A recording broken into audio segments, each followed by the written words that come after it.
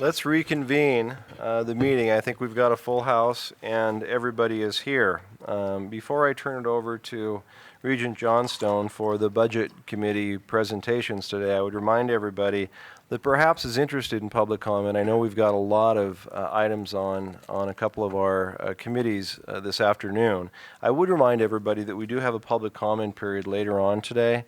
And we will be taking public comment at that time. It is scheduled for 4:50. We may be going a little bit longer than that, depending on how this afternoon goes. And I would also remind everybody that obviously, as per usual, we will be taking public comment on every action item tomorrow morning as we address those issues. So with that as a reminder for all of us, I would turn the floor over to Regent Johnstone. Thank you, Chair Tuss. So we have a very full agenda on the Administrative Budget and Audit Oversight Committee. There'll be comments from various staff members and unit members, and I would ask you to let's try to stay on point and keep our comments on point and concise to the extent that we can. So the first item on the agenda is the consent agenda. Before I ask any committee members or board members whether there are any items on the consent agenda that they would like removed to the action agenda, I would ask the Deputy Commissioner to give us any comments he might have on any items. Mr. Chairman, members of the board, on the consent items, I have no comments. Okay. We've reviewed them for compliance with state policy and board policy, and legal has reviewed the easements, and I have no comments. Thank you. So would any committee member like to move any item from the consent agenda? Any board member? Hearing none, then the consent agenda will move forward tomorrow for vote. So then we move to the action items. The first action item is revisions to the Montana University System Performance Funding Model. Deputy Commissioner, are you commenting on this? Just going over to Tyler. Okay. Mr. Chair.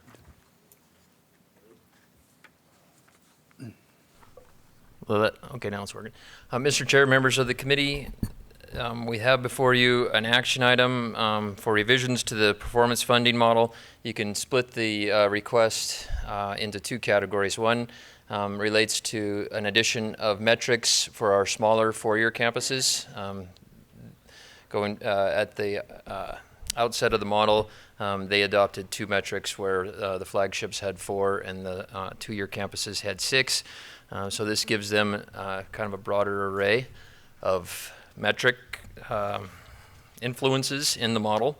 And then the second part has to do with the mechanics of what we do with the residual funds that aren't awarded to a campus because they did not make performance increases or improvements, and what we do with those funds. So I'm going to just move through our newly devised document here that keeps track of the criteria and background of our performance funding model, and stop where we have changes to recommend to this document.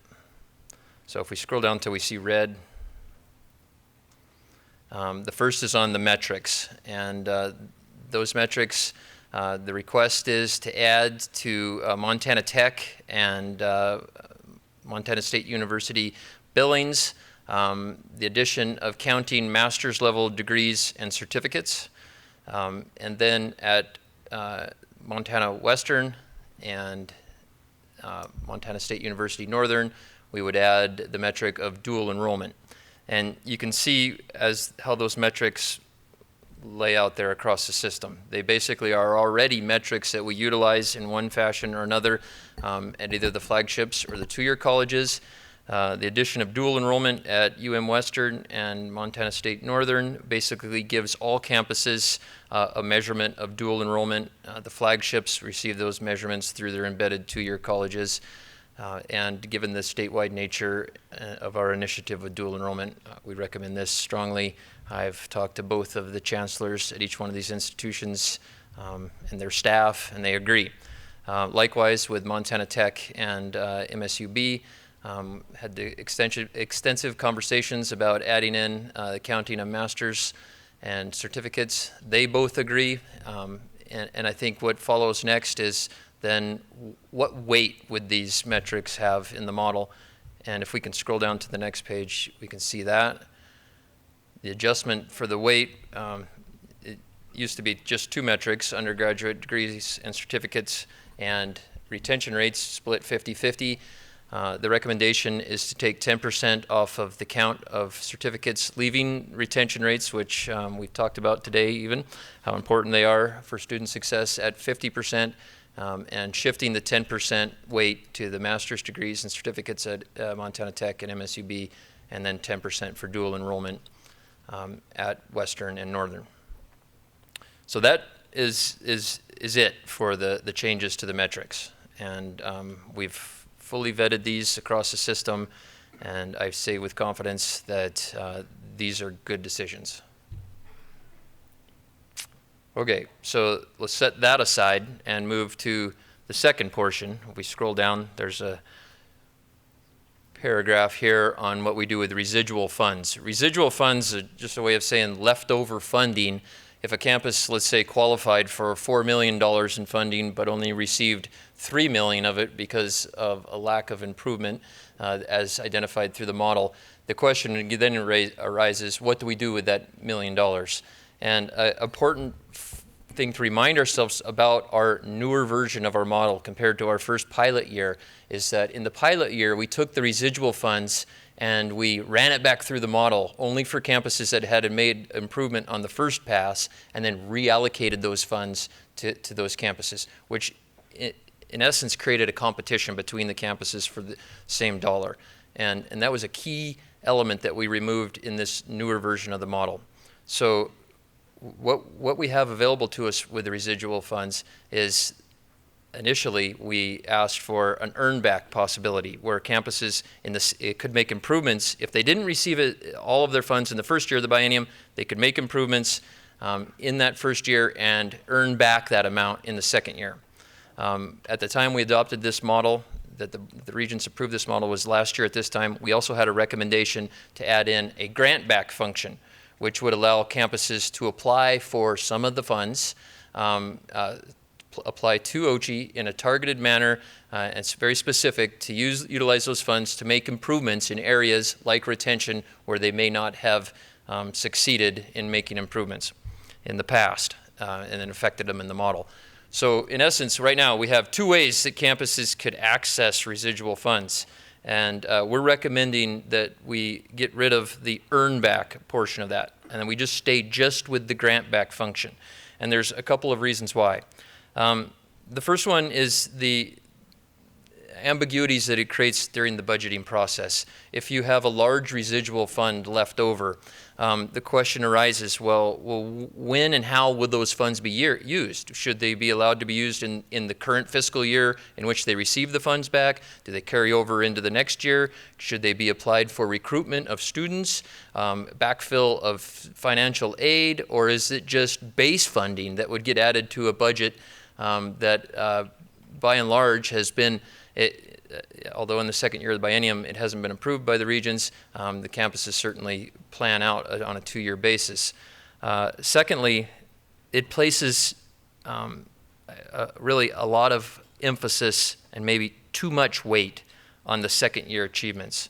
And loads up that second year for not only earning money that it could be $4 million that you qualified for, but also the amount that you left behind, and really without, at this point at least, we have no specific benchmarks to hit in terms of improvement. It was just, if you made progress, you got it all back. And then finally, we have the grant back process available. In fact, Montana Tech is in that process right now, and in essence of time, I'm not going to go through their proposal. It is linked here to the agenda, and we're not asking the Regents to approve that, but it gives a great example of what we mean when we say grant back in a specific area to make targeted improvements in, let's say, retention or first-year student success. So this gives the Commissioner's Office a chance to work with each campus to make those plans, to monitor those plans, report those plans back to the Regents in a very controlled manner. And we think that level of oversight is appropriate and enough. So with that said, we think we have the mechanism in place through the grant back, and that we recommend that you strike the earn back. Mr. Chair, and that concludes the recommendations. Okay. Are there questions or comments from any committee members relative to this proposal? Any board members? I had maybe one comment and a question. One, I think the amendment does seem to me to make sense. It seems to be a better way to administer it. I guess if I have a question or concern, though, is that we made a bargain, I think, with the legislature that we were going to do performance funding.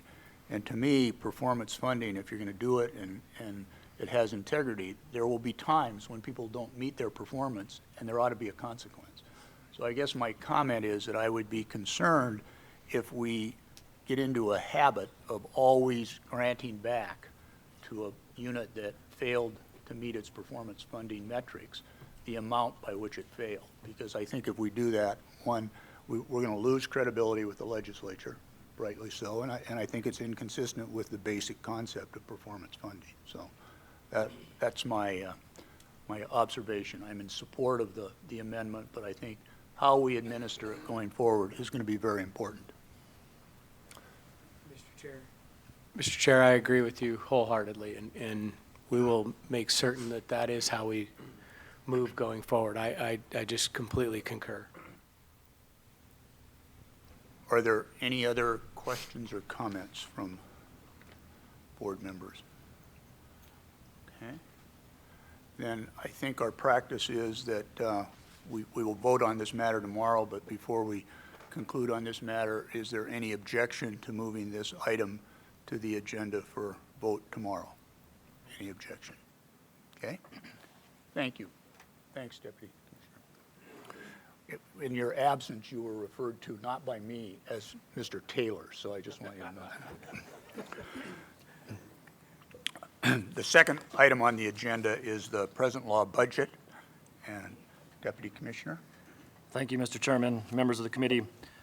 The Commissioner set the stage this morning in his opening comments regarding the present law adjustments that we're heading into here with the next legislative session. So I won't talk about the why as much as talk about the mechanics. This was presented to you as an information item at the March meeting. And at this meeting, we're asking for your approval in moving forward with the process. And again, just some of the mechanics behind this. We only see this every 2 years. And as the Commissioner mentioned this morning, this is the beginning step of creation of the governor's executive budget for the 2017 legislature, which will establish the state appropriations for fiscal years 18 and 19. And the governor's budget is due mid-November 2016. And I think this is probably one of the key points of present laws is they are defined as a level of funding needing to maintain operations and services at the current level. So you're not approving budgets here. That'll be done at the September meeting. And there's no discussion about tuition rates or salary increases because they're not included in present law adjustments. It's just what it costs to continue business as we are now. Quickly about the process, this is for the current unrestricted fund only, and it's for the campuses and the agencies. The governor's budget office is using estimated budget fiscal year 17 as the beginning numbers to start from which we then inflate those numbers. So that's a little bit of a difference from what they did last biennium. Well, actually, they did it last biennium, but they did it right before the start of the session, and it created quite a bit of confusion. So again, we're starting at fiscal year 17 budgeted levels.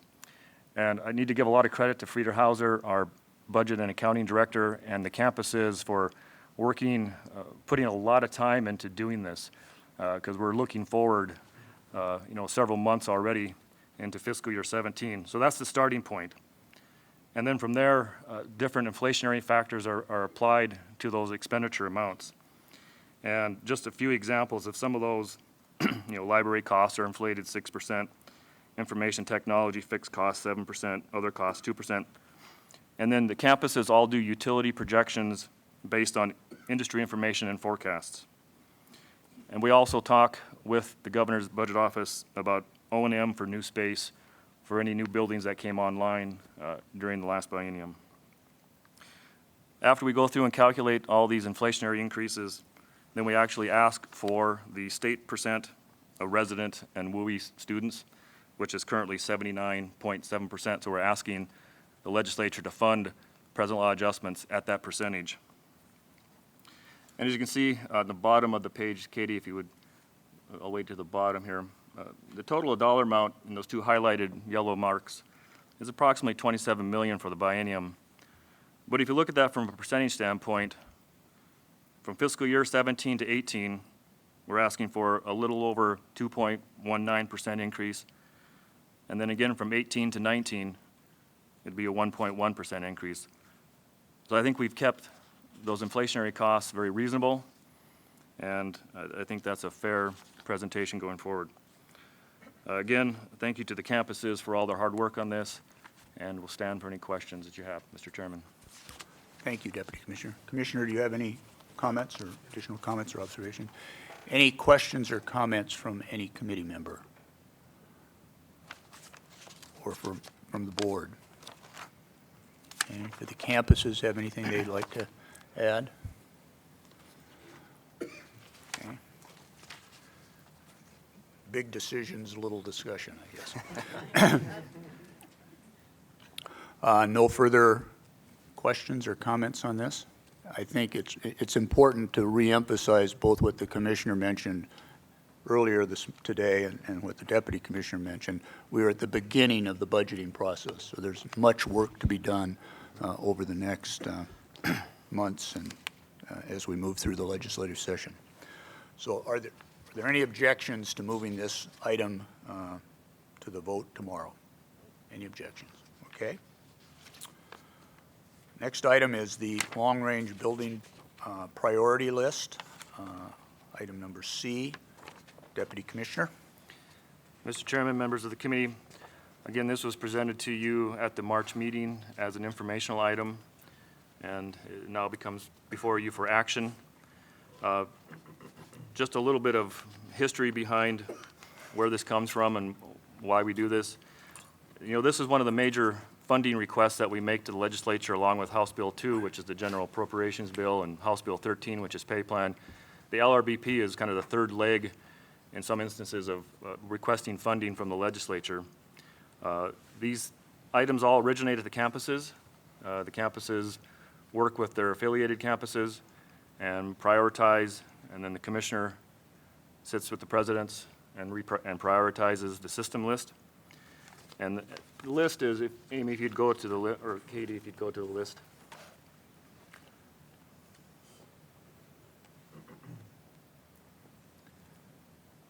It's just a real quick description.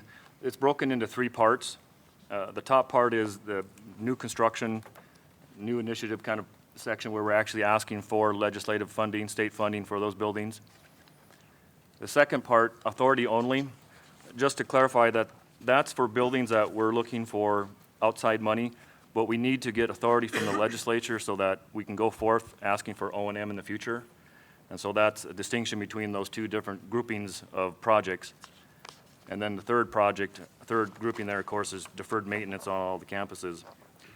There were a few changes from what was presented to you in March, primarily by the U of M campuses. They had added a few things and subtracted a few things, and but essentially it didn't change the top 7 on the list. There was some minor changes and rearranges in some of the lower items. If anyone's curious, we can get into that detail, but it's pretty much essentially what was presented in March with a few changes, and some of the authorities were changed a little bit too. So again, start of this process. This is, I think the commissioner staged this conversation well this morning too with his comments that, again, this is the beginning process of conversations with the executive and the legislature. So that is the LRBP list for the 19 biennium, Mr. Chairman. Thank you. Questions or comments from any committee members? Sure, Tuss. Yeah, thank you, Mr. Chairman. I do have a question, Chuck. Could you explain the difference between, in that second grouping, we have authority-only projects. What is the difference between general spending authority and authority only. I think I get authority only. There's no dollars associated with that. There may be some private fundraising, but could you differentiate those two? The general, Mr. Chairman, Regent Tuss, general spending is, for lack of better words, is kind of a blanket authority for projects that we may have in the future, and that primarily could result from federal grants that we receive, that we have some construction money that comes in a grant. We need the authority from the legislature to do that. That's separate from board authority. I mean, anything within this category in the authority-only project, we're simply asking for coverage or authority from the legislature. All these projects would still come back to the board for approval. So that it's not writing a blank check to do things. These items would still come back to the board for your approval, but we have to get the authority from the legislature first. Does that make sense? Or For example, a couple of years ago, University of Montana had, and this might not be exact, but it's close, water main issue that came in. We received some federal grant monies. We received some support from the state of Montana, and we used some campus funds. That item came to the board and received approval, but even with board approval, we can't spend that money without state authority. So we use general authority to cover those type of items, as opposed to the authority-only projects, which are truly projects that we intend to build, and we're seeking authority on those primarily because at some point we'll also seek operation and maintenance of those buildings from the state. And that's a requirement in the authority-only projects. If we're going to build even a student-centric building, we still need to make sure we have legislative authority to do that, and that is the only circumstance that they will then eventually pick up operation and maintenance of those buildings. Does that make any sense? Okay. Yeah, Sure, as a follow-up, so if we were to look at that first line item, MSU Bozeman, Billings, Havre, Great Falls, general spending authority of $3 million. If you turn the page and look behind that, you would know what those projects were, right? It's not a generic $3 million for potential future projects. We know what those projects are. Mr. Chair, Regent Tuss, we know exactly what those projects are, and we even know the balance. The other piece of this to know is general authority remains on the books until it's used. So the reason those numbers are different is to balance the past amounts carried forward on the books. So we know what has been spent, and we will know what is carried forward and what we anticipate needing moving forward. We, generally speaking, anticipate that a bit higher than we need, and that's why we've had sort of annually some carryover, because if we run out, then we clearly are stopped until the next session. Yes, Regent Loza.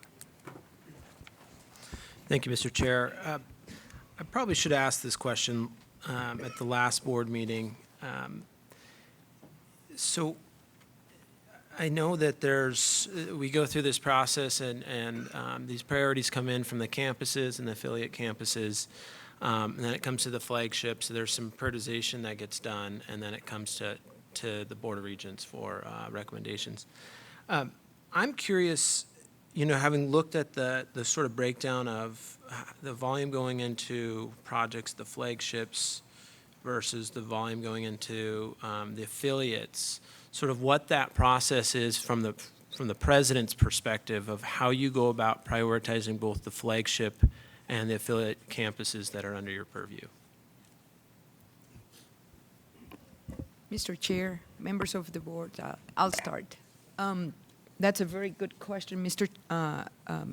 Regent Lozer. And in the case of Montana State University, we have a very exhaustive process that starts every other fall with campus visits. I personally go to each of the MSU affiliated campuses and receive the recommendations from those campuses. These are usually day-long meetings in which we sit down with the principals of those campuses. Sometimes they invite faculty and students, community members, and they walk us through their priorities. I want to also use this opportunity to mention this is just a sample of the enormous needs that we have in each of our campuses. And each campus is faced with the same dilemma. Which projects do we prioritize? Which ones race to the top? And what are some of those criteria? We do have some very specific criteria also in our books as to what value are we going to assign to deferred maintenance or to new construction. And then finally, we keep a calculus, a very meticulous recording of how much money each campus has received and how does that translate by student and faculty members. So we use these calculations per FTE so that we know that we're being fair, that there's an element of fairness and balance included in that. After I conduct these individual meetings and I receive all of those recommendations, I sit down with the entire cabinet and we go down each of those lists and we remember, so what are they going to do? And then try to merge, to the best of our abilities, those projects and create a new priority list. In this case, for example, MSU Bozeman has been our priority number one for the last 2 sessions. But the year I arrived, the first 3 priorities of the Montana State University system were the affiliate campuses. And the MSU Bozeman campus was our last priority that we submitted that year. So when MSU Billings and MSU Northern and Great Falls College in that year received their requests, then and only then our 4th priority moved to the top, and that's the one that you are seeing right now. So it's a very meticulous, very participatory process. We keep painful notations of the things that are still in the books because we do recognize that campus depend on this tremendously. At the same time, there's always an element of flexibility. If something happens in a specific campus that propels or changes their priority list, we're always willing to reconsider and to include that by the time we elevate those recommendations to the regents. That's our process. Oh, and I forgot to mention, that's only in the MSU side. There's also a moment in which the 2 universities sit down with the commissioner and merge yet another list. President Engstrom. Mr. Chair, members of the board, a similar process on the UM side. The only thing I would add, I think, of substance is the long-term nature of these requests. And I can give you a couple of examples. So the last major project in the system was Missoula College that was approved 2 sessions ago, $29 million. And it had been, I think, a total of 5 sessions that particular project was somehow on the agenda. Romney Hall is the major project here, and this will be the 4th session, perhaps we're at. So it's a very long process, and we do try to take the long view of how money has been distributed among both the UM and the MSU side, but also among the campuses within those sides. And I think Commissioner Christian has recently looked at that distribution of funds relative to the flagships as opposed to the affiliate campuses, and it tends to be over in the long term in favor of the smaller campuses, actually, in a dollar amount. Thank you. Mr. Chair, yeah, just to follow up on that, we looked at that very question earlier this year, and Frida Hauser, our Director of Finance, went back through, I think, the last 6 bienniums, and very round numbers, but about 80% of our students are in the flagships. About 40% of the money went to the smaller campuses, and about 60% to the flagships over a long, 12 to 14 year period of time. So we tend to move more to the smaller campuses. They, I think they're limited on what fundraising abilities they have to some extent, and there's there's some justification behind why we do that. So it's not purely tracked to where the students are, but I think it's been very fairly done. It's also coincidentally fairly well balanced from side to side. And I don't know if that was a legislative intent, but it's worked out that way pretty closely. Regent Nystuen. Chair Johnston, a two-pronged question really, and the first one relates to the deferred maintenance, and the concern I'd have is, this got put down in the bottom third of the report, but yet I presume that's a high priority to address deferred maintenance things relating to, the longer it stays on this list, I presume the longer it gets, the more expensive it gets to be, and perhaps there's some safety issues, related types of things. Or how do we make sure that, there's a lot of glamour in building a new building or, retrofitting and putting some polish on the existing new things, but yet these things in my mind in the deferred maintenance category seem to be incredibly high priority. And then the second piece I want to follow up on has to do with the infrastructure bill that may come before the legislature going forward. Here's how it relates. So I'd be interested in any color you'd have on the deferred maintenance aspect. Mr.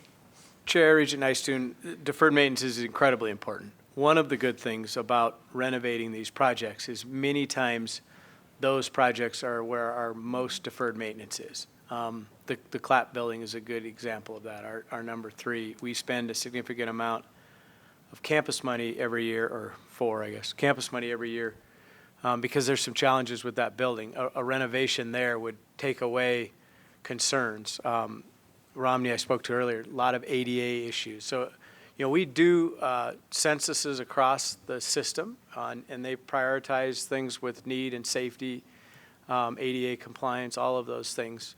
The good thing about the way we've approached these, frankly, for the last 3 sessions at least, is that they're very focused on renovation. And that does take a lot of the deferred maintenance issues off the table. But you're absolutely right, deferred maintenance is a high priority. There sometimes is 2 different funding streams at the legislature for that. If there's a bonding bill, oftentimes these major renovation projects or new construction, which we don't have, but they would go into a bonding bill, and the deferred maintenance sometimes goes in House Bill 5, which is a cash bill. So they are separated for our own use. Eventually they will go into one priority list. We usually put a significant amount of deferred maintenance as number 1 into the state system, and then list our building programs. But that's how we've done it in the past. Thank you, Mr. Commissioner. How might some of these translate over into a potential infrastructure bill that the legislature will maybe take up this session here? What are the mechanics? I'm not familiar with that.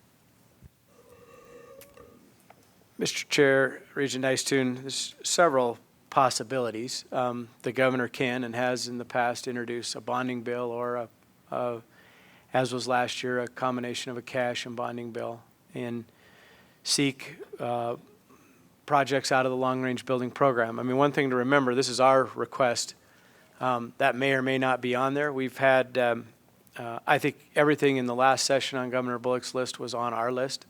But there's been times when there's projects move forward that aren't necessarily in our top priorities, or they get rearranged, or, that's a bit out of our hands. But the governor can create a bill and move it forward, or a separate bill can be introduced. And actually, both of those happened in the last session, if you recall. What was House Bill 14 didn't move forward, and then they brought up a sort of compromise bill at the end, which I think was Senate Bill 416. Does that sound right?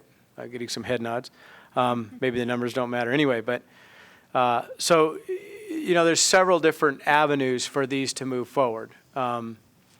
Those tend to be political avenues. It's probably early for us to speculate where we will be. We simply sort of renew our request. This is what's important to us. I just had one other question. I understand and respect the financial and political realities, but are we underinvesting in our capital structure at this level of request?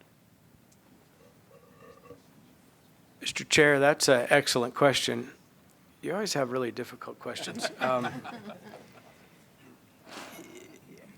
I suspect we are. I suspect we significantly are on the deferred maintenance side. we have some significant issues there that we need to deal with. We don't have a mechanism. One thing Regent Kraus spoke to a lot in coming from his perspective was that, we don't have as many commercial building enterprises would a reserve. We don't pay in each month to a reserve account that will put on a new roof when we need it or not. We've never developed that sort of funding mechanism, and I'm not sure, one, that we're would be allowed to, and two, because there are some requirements or some limitations on what reserves we keep. But two, I'm not so sure that that wouldn't then become the funding source, which we don't necessarily want. But clearly, we don't have any way to fund ongoing maintenance other than to seek this in every other year. Interestingly enough, South Dakota in their current session is putting together a proposal where a 2% reserve will be created by the legislature every year from here on out based on 2% of the capital projects or the capital investments that exist on the campuses for repairs and maintenance. I think that's a fantastic idea. That's along the lines of what we talked about. But it's complicated, but I think the short answer is we've got a significant amount of deferred maintenance. And what you see before you is probably half of our list in terms of renovations and remodels and that sort of thing, and probably similar on deferred maintenance. These are the most pressing needs that we move forward for a request, given some guidance from the governor's office in the budget planning what is a reasonable request. It's not all of our requests, and it certainly doesn't really address any of the we wish we could do things. This is sort of the things we need to do now to continue to keep from a continued disrepair. Thank you, Mr. Chairman. So Commissioner, just to be clear about process here, if we were to pass this agenda item tomorrow, this is our list, correct? This is the list that this board is recommending to the governor and the legislature for consideration next session. Mr. Chair, Regent Tuss, that's correct. Okay.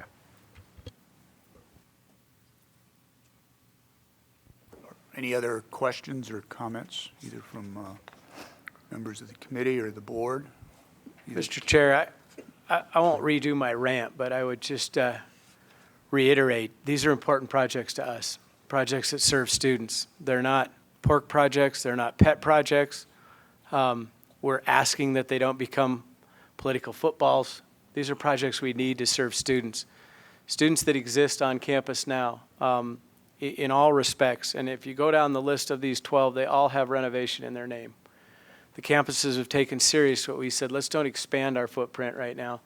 Let's take care of what we've got. Let's get those deferred maintenance issues off the table. Let's redeploy our assets so they serve students. And that's what we're trying to do with this list. And the demand is there. We literally have people in the halls in Bozeman. We've got the music department in Missoula. That building was built for half of the students that it's currently serving. There's demand for those programs. We've got accreditation concerns.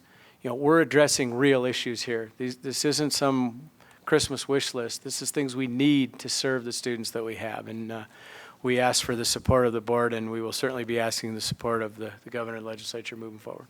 Thank you, Commissioner. I get Regent Nyston. Thank you, Chair Johnstone. These are fixed assets, and it's a list, and it's a good list, and I like it a lot. Do you keep a similar type of a list for other things like technology, things that you've got coming down the line that are beyond just working on a long-range plan for buildings and fixed assets? Mr. Chair, Regent Nystuen, we do. And candidly, we have a little better system for taking care of those. We have computer fees, and we expend some of those fees to sort of maintain that stuff as we go. These capital projects have been a bit of a dead end, and maybe some of it's the monetary requirements around it, but in terms of ongoing funding for them. But yes, we keep track of pretty much everything, got a sticker on it, and we know where it's at some level. Are there any other comments? I have just maybe one parting comment. As I said, I appreciate financial and political realities. I think our primary responsibility is a fiduciary responsibility with respect to the oversight of the university system. And if we are underinvesting in infrastructure that concerns me. And maybe we won't be successful in getting the funding that we need, but I think we have a responsibility to identify it and put forward our thinking and proposals. So that's one comment. Second, I would encourage us to start looking for alternative financing means to finance some of these costs. And there's lots of examples in higher education across the country. In Montana, we've chosen to do it this one way for a long, long period of time, but it may be time for us to look for other revenue sources to fund some of these costs, because it's not responsible to acknowledge that the expenses are there, there's infrastructure requirements there, and that we're not adequately addressing them. Mr. Chair, we've had some meetings of recent on that very topic, and the role of private-public partnerships is increasing around the nation, and we've actually entertained several different companies on various campuses, and we've had meetings with our financial people to see what those opportunities are. We'll continue to look at that. The last thing I would say on this topic is, and I extend this offer to board members and frankly anybody in the audience or anyone listening, if you've got a question about these projects, come tour them. I guarantee you, any campus, anytime, we'll walk you around these projects and you'll see firsthand this isn't some glorified park list. This is real needs serving real students on our campuses now. They're great projects. Come take a look. If there are no other comments, is there any objection to moving this item to vote tomorrow? Any objection? Okay. Next item is item D, the authorization to name the School of Computing at Montana State University Bozeman. President Cruzado, are you going to address this? Yes. Mr. Regents, members of the board, Montana State University respectfully elevates to your consideration the request to authorize to name the School of Computing as the Gianforte School of Computing in honor of Greg and Susan Gianforte. In doing this, we are doing this in accordance with the MSU policy and upon the recommendation of the MSU Commemorative Tributes Committee. And if it's okay with you, Mr. Chair, I would like to invite the Chair of Computer Science, Dr. John Paxton, to give us a very brief presentation about this project. Thank you.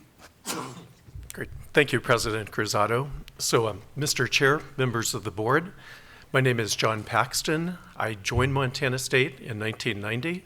Since 2007, I've had the privilege and honor serving as the department head for the Computer Science Department. And in recent times, and you know this from the March board meeting, what we have been noticing is that kind of statewide and even nationwide, there is a growing need to educate more students with computer science and computational thinking skills. And so we, at the March board meeting, proposed transitioning from a computer science department to a school of computing. And that was a discussion item then. I believe it's a consent item this time around.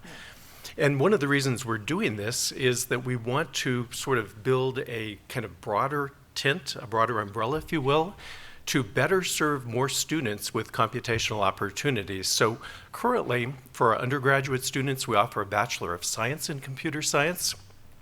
And so for students who self-identify as scientists, as engineers, this is a great option. And there's about a year of science and math requirements in the Bachelor of Science.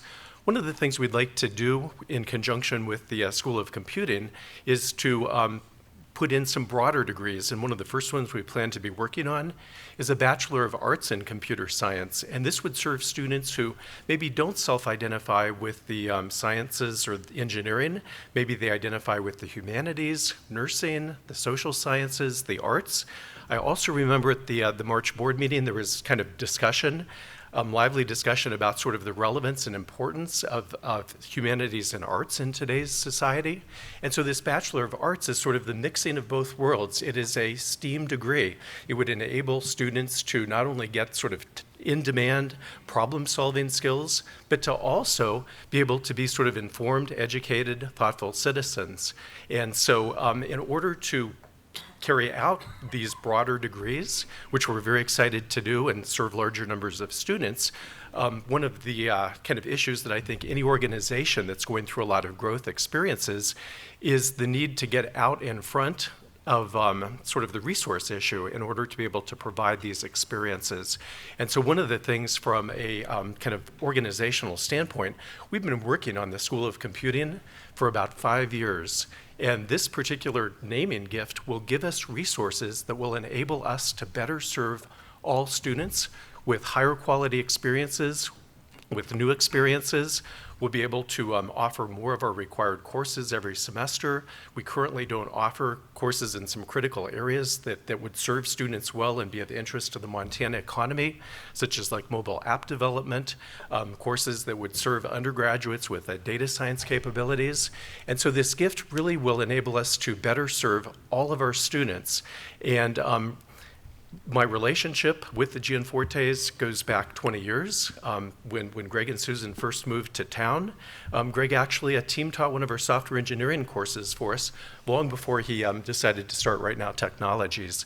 Since then, both in his capacity as the CEO and founder of Right Now, and then currently as a private citizen, he has been, and Susan as well, large philanthropic supporters of our organization. And always the philanthropic support has been for the benefit of all students. So there's been scholarships provided. There's been money that's enabled us to hire very high quality and diverse faculty with better startup packages. They have helped us have resources to reach out to Montana high schools to get a dual enrollment course going. And so the students that have benefited, and I just want to reiterate this, there have never been any strings attached. And so all students, regardless of ethnicity, regardless of race, regardless of gender, gender identity, sexual orientation, all students have been benefiting from this partnership. So from the standpoint of the department head, maybe soon to be the director, the ability to have additional resources to drive our organization forward and better serve students is something that will be very strategic and useful for us, and we will use it to benefit all students. Thank you. Thank you, Dr. Paxton. If I may add, there have been some questions about the timing of this request, and I think it's important for me to explain. The timing responds to the challenge that Montana State University received from Norm Asbjornsen. If you remember, when Norm gave us the very generous gift of $50 million, he challenged us to see if the College of Engineering could raise an additional $20 million for the development of what we now call the South Campus Project. And in this proposal, $2 million of the $8 million gift is allocated, will go to meet the challenge of the $20 million that has to be met by June the 30th of this year. So I think that should give us the necessary information and the necessary context for the timing in which this request is elevated for your consideration. And with that, Mr. Chair, I stand for questions. Okay. Questions or comments? And if you would just stay for a moment, and because we may have some questions. Are there any committee members have any questions or comments? Commissioner, any observations from your part? Mr. Chair, I would just say by challenge, the president means requirement. And that certainly has been a driving factor is the timeline to finish both gifts moving forward. Regent Nyston. Thank you, Chair Johnson. President Cruzado, could you give us a little color on the background with regards to what the Gianfortes have done before this? Because this is not the first time, obviously, that they've made a contribution to the university, as well as any type of, I believe Mr. Gianforte has an honorary doctorate from Montana State. Can you give us a background on that, please? Absolutely. Regent Nystons and members of the board, as Dr. Paxton explained, the relationship between the Gianforte family and Montana State University goes back for about 20 years, mainly with the Department of Computer Science but certainly not only with the Department of Computer Science. They have been very active in other very important projects for Montana State University, including Shakespeare in the Parks, just to mention one. As Dr. Paxton mentioned, personally, Greg and Susan have been involved in almost every aspect of the university. They have taught courses for us. Susan has been an advocate of women in engineering. She comes and she talks with our students in the College of Business and the College of Engineering. It's no secret that they are passionate about expanding opportunities for computer science in the state of Montana. It's no secret that Susan has been a passionate champion for girls and women in computer science. And when I first arrived at Montana State University, and the honorary doctorate had already occurred before I arrived, Greg was one of the donors that I met. It's important to remember, and I always say the same phrase, our alumni do not have an obligation to give, right? When they do that is because they believe in the promise of the place with which they have an important link and an important tie. In the case of Greg and Susan, they are not alumni. Their children did not attend Montana State University. Actually, I think that one of them did. Yeah, their Yes, son one of- David earned yes. a computer science Exactly. degree. One of them transferred and to Montana State University. So they have been giving us support for faculty assistance, for startup packages, for scholarships. So they take this very well-rounded perspective. There's also another aspect that I think it's important that I elaborate on based on your question. It's also the way in which those conversations have allowed us to be inspired. Dr. Paxton has been very, very modest, but there's something that I want to share with the board. This department head of computer science in a research institution decided a few years ago to partner with Bozeman Public Schools to start teaching a class on the art and beauty of computing. And it's all about that same conversation about how can we recruit, retain, and graduate more computer science majors for the state of Montana. And I think that the Gianfortes have been a very important part of that conversation, not only for us, but I would say for the entire state. Follow up. Thank you, President Cruzado. Two other kind of comments or questions in this regard here. In the budget agenda item here, it does talk a little bit about the various aspects of what those dollars, that $8 million, will be used for. Could you give us a little bit more detail as to how you see this? You know, there'll be people questioning the timing and the motives of this type of a gift at this juncture.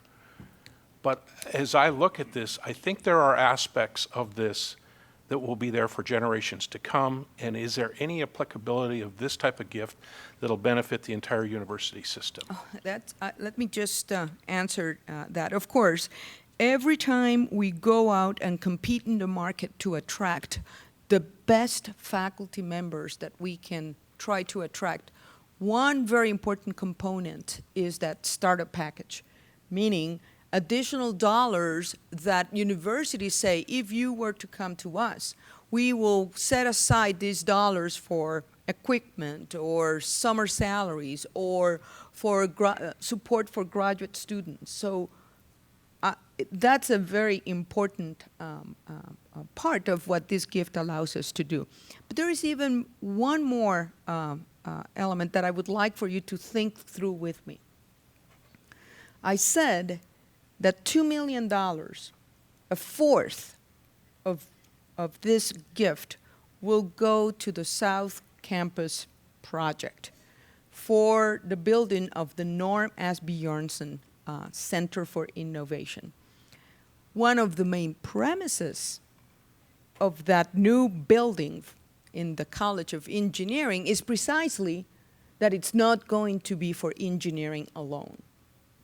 The way in which the planning and design of that building has proceeded is by breaking down silos, not only between departments in the College of Engineering.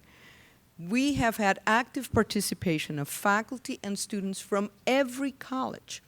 The way the education of the future is envisioned in that building is that every student, from nursing to sociology, philosophy, business, they will come to that building to learn with the students of computing, with the students of engineering, and envision solutions for the problems of the future.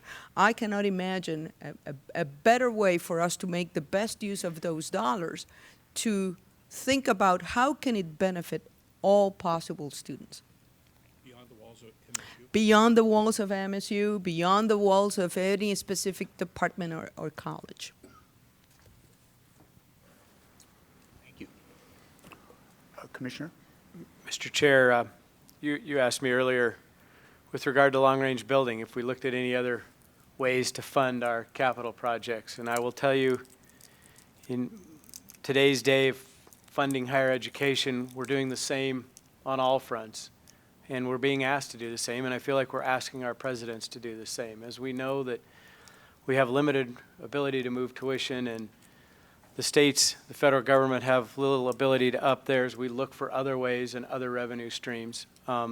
And this is sort of a part, even nationwide, of how campuses reach out to help fund the enterprise. Ultimately, this gift, a very generous gift from the Gianfortes, will go toward hiring faculty and supporting students, and really at the core of what we do. This isn't some ancillary effort. This drives right at the core, and it drives right at the cost of education, and it gets to the heart of your earlier question of how are we going to fund this overall enterprise. And these are the type of things that we're looking at. Naming will be a part of those, as they are across the country. And I think the presidents are being asked turn over every stone, and this is certainly one of those opportunities that I think ultimately does a very good job supporting students and faculty on our campuses really at a very core level. It is a generous gift. Thank you, Commissioner. Are there other questions or comments? Any other questions? Yes, Regent Lazar.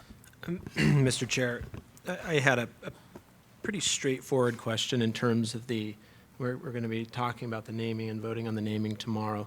The actual naming of the School of Computing is Montana State University College of Engineering's Gianforte School of Computing. Is that what it is? That's the official name? If it is, it's going to need an acronym. It's very long. It's very long, but It will be the the MSU Gianforte School of Computing. And then one other follow-up. In terms of the South Campus and the auditorium that's going to be in the hall, I know that there's consideration of naming that as well. Has that gone through the process that you guys have all went through for the School of Computing? Is there any difference between the two? I don't know that specific, because we're still in the planning and design process. So I imagine that we're still incorporating all that. We haven't finished that part of the process yet. Are there any other questions or comments?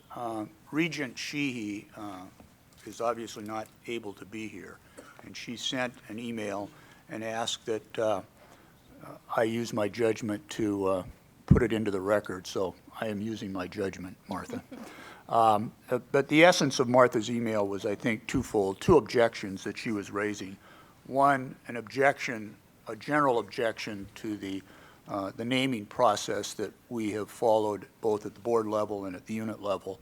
And Martha would ask that that be reconsidered and rethought in the future relative to naming. I think a part of her objection is that that we make sure that the current process adequately reflects the value of the name in the amount of the gift, and she would like more work done on that. And she also believes that, that there should be more public participation relative to these issues, and would suggest that naming occur over 2 Board of Regents meetings rather than 1. So I think I've accurately reflected her email, and if there's some method of putting this into the record, I would ask that we do so. Are there any other questions or comments? I want to remind, I think there are people in the audience perhaps who would like to speak to this issue. If so, you will be given an opportunity at the end of the meeting today, and again tomorrow before we vote on it, you will be given an opportunity to speak. So, is that correct, Chair Tuss? Did I get that right? Okay, thanks. If there are no further questions or comments by the board or the committee, is there any objection to moving this to the vote tomorrow? Any objection? If not, then we will. Thank you. The next items, I think, are E and F on the action item, and I am told that the A on the information item also relates to that. Chancellor?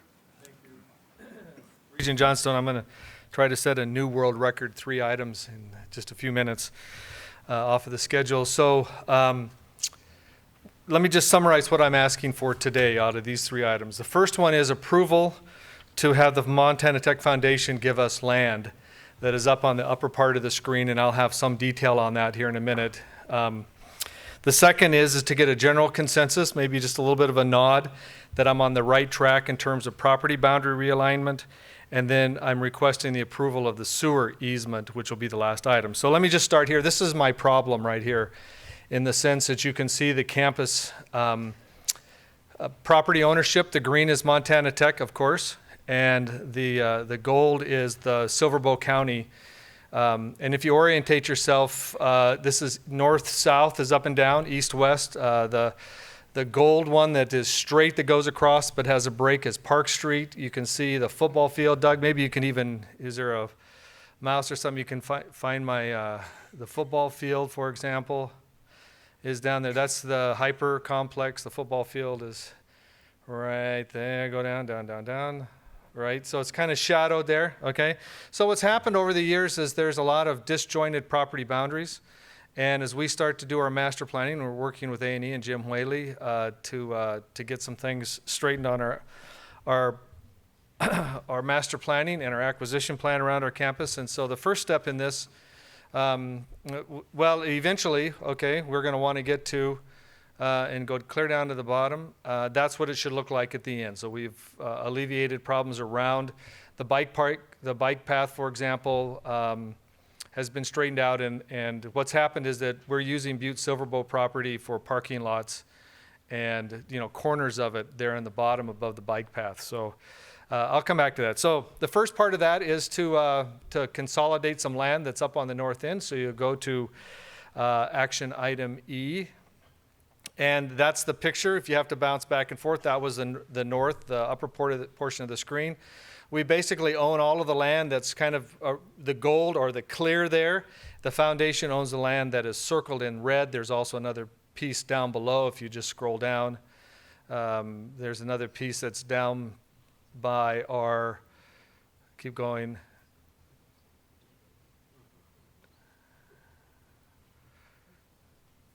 Down there, and we're actually using that with our facilities group now. It's actually owned by the foundation. So those pieces of properties by lot and parcel would be given to Montana Tech from the foundation, and that is our request from that item. I'll pause just briefly there to see if there's questions about the gifting of the Montana Tech Foundation land to Montana Tech proper. Do any committee or board members have any questions on that? Do you have expected planned uses, or is it just? Well, this land down here we're already using, right, for the facilities. It's our shops and our equipment place up on the hill. We don't really have any plans right now. It's kind of, the land on the north end of that is very steep. And when I do the property realignment, you'll see that some of that will go to Silver County and will actually become open space. The portions below will just, will be set aside for future use to be determined. Probably multiple years out. Are there any financial implications to the university by doing this? There are none. Okay, thank you. None that we're already, for example, we're already maintaining the facilities down there on this lower piece here, and we'll continue to do that, but there are no additional expenses. Okay, I think we'll maybe just find out whether there are any further comments, and if not, is there any objection to moving this item to vote tomorrow? Okay? Go ahead, Okay, Chancellor. so the information item now, go back to the top of that page. I explained my problem to you here. If you go to the next slide, see, this is what it looks like when you look at it sort of in aggregate. The blue portions are alleys and streets in the middle of the campus. In some cases, for example, there's a street that's actually our flagpole at our entrance, close to the entrance of our campus. There are alleys between buildings that are actually parking lots. They're just pieces of streets that have just never been cleaned up.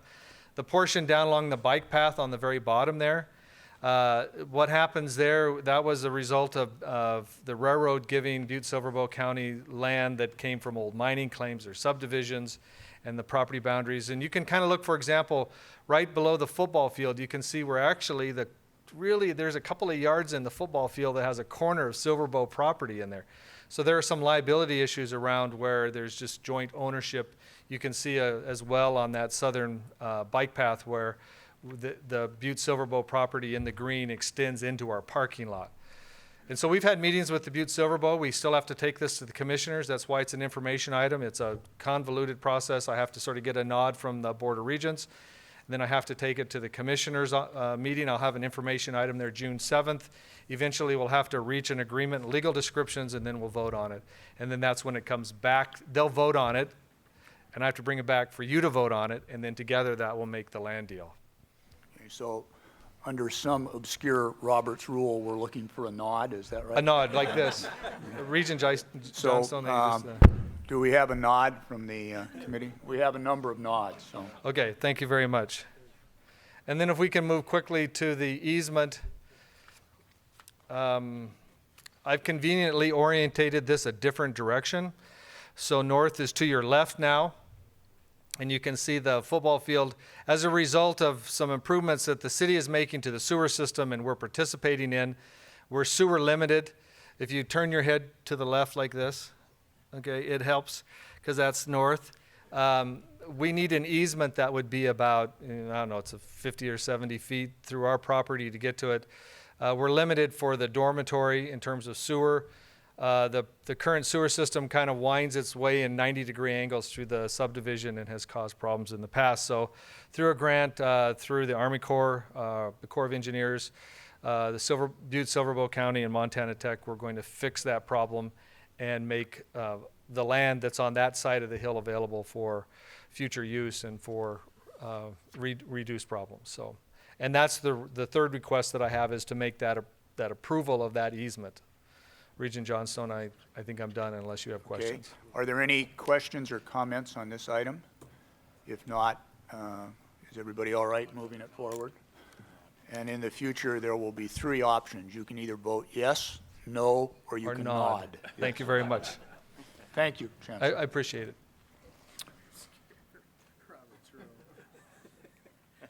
I think we are at item G, the authorization to remodel the liberal arts building at the University of Montana.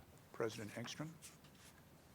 I think Vice President Reed is going to address that issue, Okay. Mr. Chairman. Excuse me. Sorry.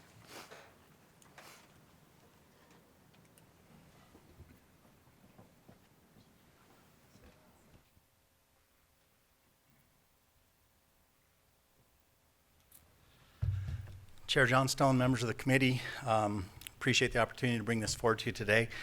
The University of Montana is seeking a formal nod to remodel a portion of the liberal arts building. The project costs are estimated approximately $2.2 million, with $2 million being provided from private funds and the remaining $200,000 being funded by the university. The liberal arts building is a facility constructed in 1953 with very little upgrading having taken place since its completion. With this project, the university will be able to remodel a major auditorium of approximately 180 seats, student lounge spaces, office spaces, and a number of classrooms. The work will provide air conditioning, new modern finishes, state-of-the-art projection technology, improved circulation and natural lighting, and a prominent building entrance directly off of the campus oval. Additionally, the renovations will include the addition of a fire sprinkling system to meet life safety and code compliance. I do believe that we've provided some kind of before and after photos and some floor plans if there's any questions about the projects, but I'd be happy to stand for questions. Are there any questions? Any committee members? Any board members?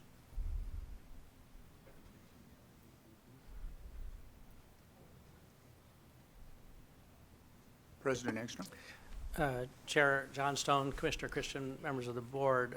Commissioner Christian wondered if we might speak to the match, the component that you just saw on the LRBP list a little while ago.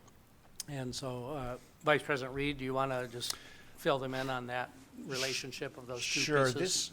This is actually, what we're asking for right here is basically phase 2 of a multi-phase project. A year, maybe a year and a half ago, we came to the board for approval to do the first phase. They've completed a series of classrooms that have been remodeled.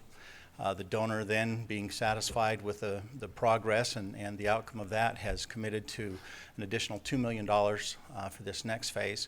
The university's contributing $200,000 to provide fire sprinkling. And then additionally, we have a $6 million request in the LRBP authority for basically a phase 3 of the liberal arts building. He's tentatively committed to fund an additional phase. Again, he wants to make sure that we're doing things that are in according with his desires and that are really meeting the needs that the students have. So that is available, and we're seeking authority only for that project in hopes of being able to fundraise an additional $6 million for a third phase of renovation. Are there any other questions or comments? If not, is there any objection to moving this item to vote tomorrow? Hearing none, we will. Thank you. Thank you. We're to page 2. Authorization to provide an increase in the associated students of the University of Montana student fees. President Engstrom, are you going to, excuse me. Mr. Chairman, members of the board, both these items, H and I, are both student fees that are coming forth from requests from student governments.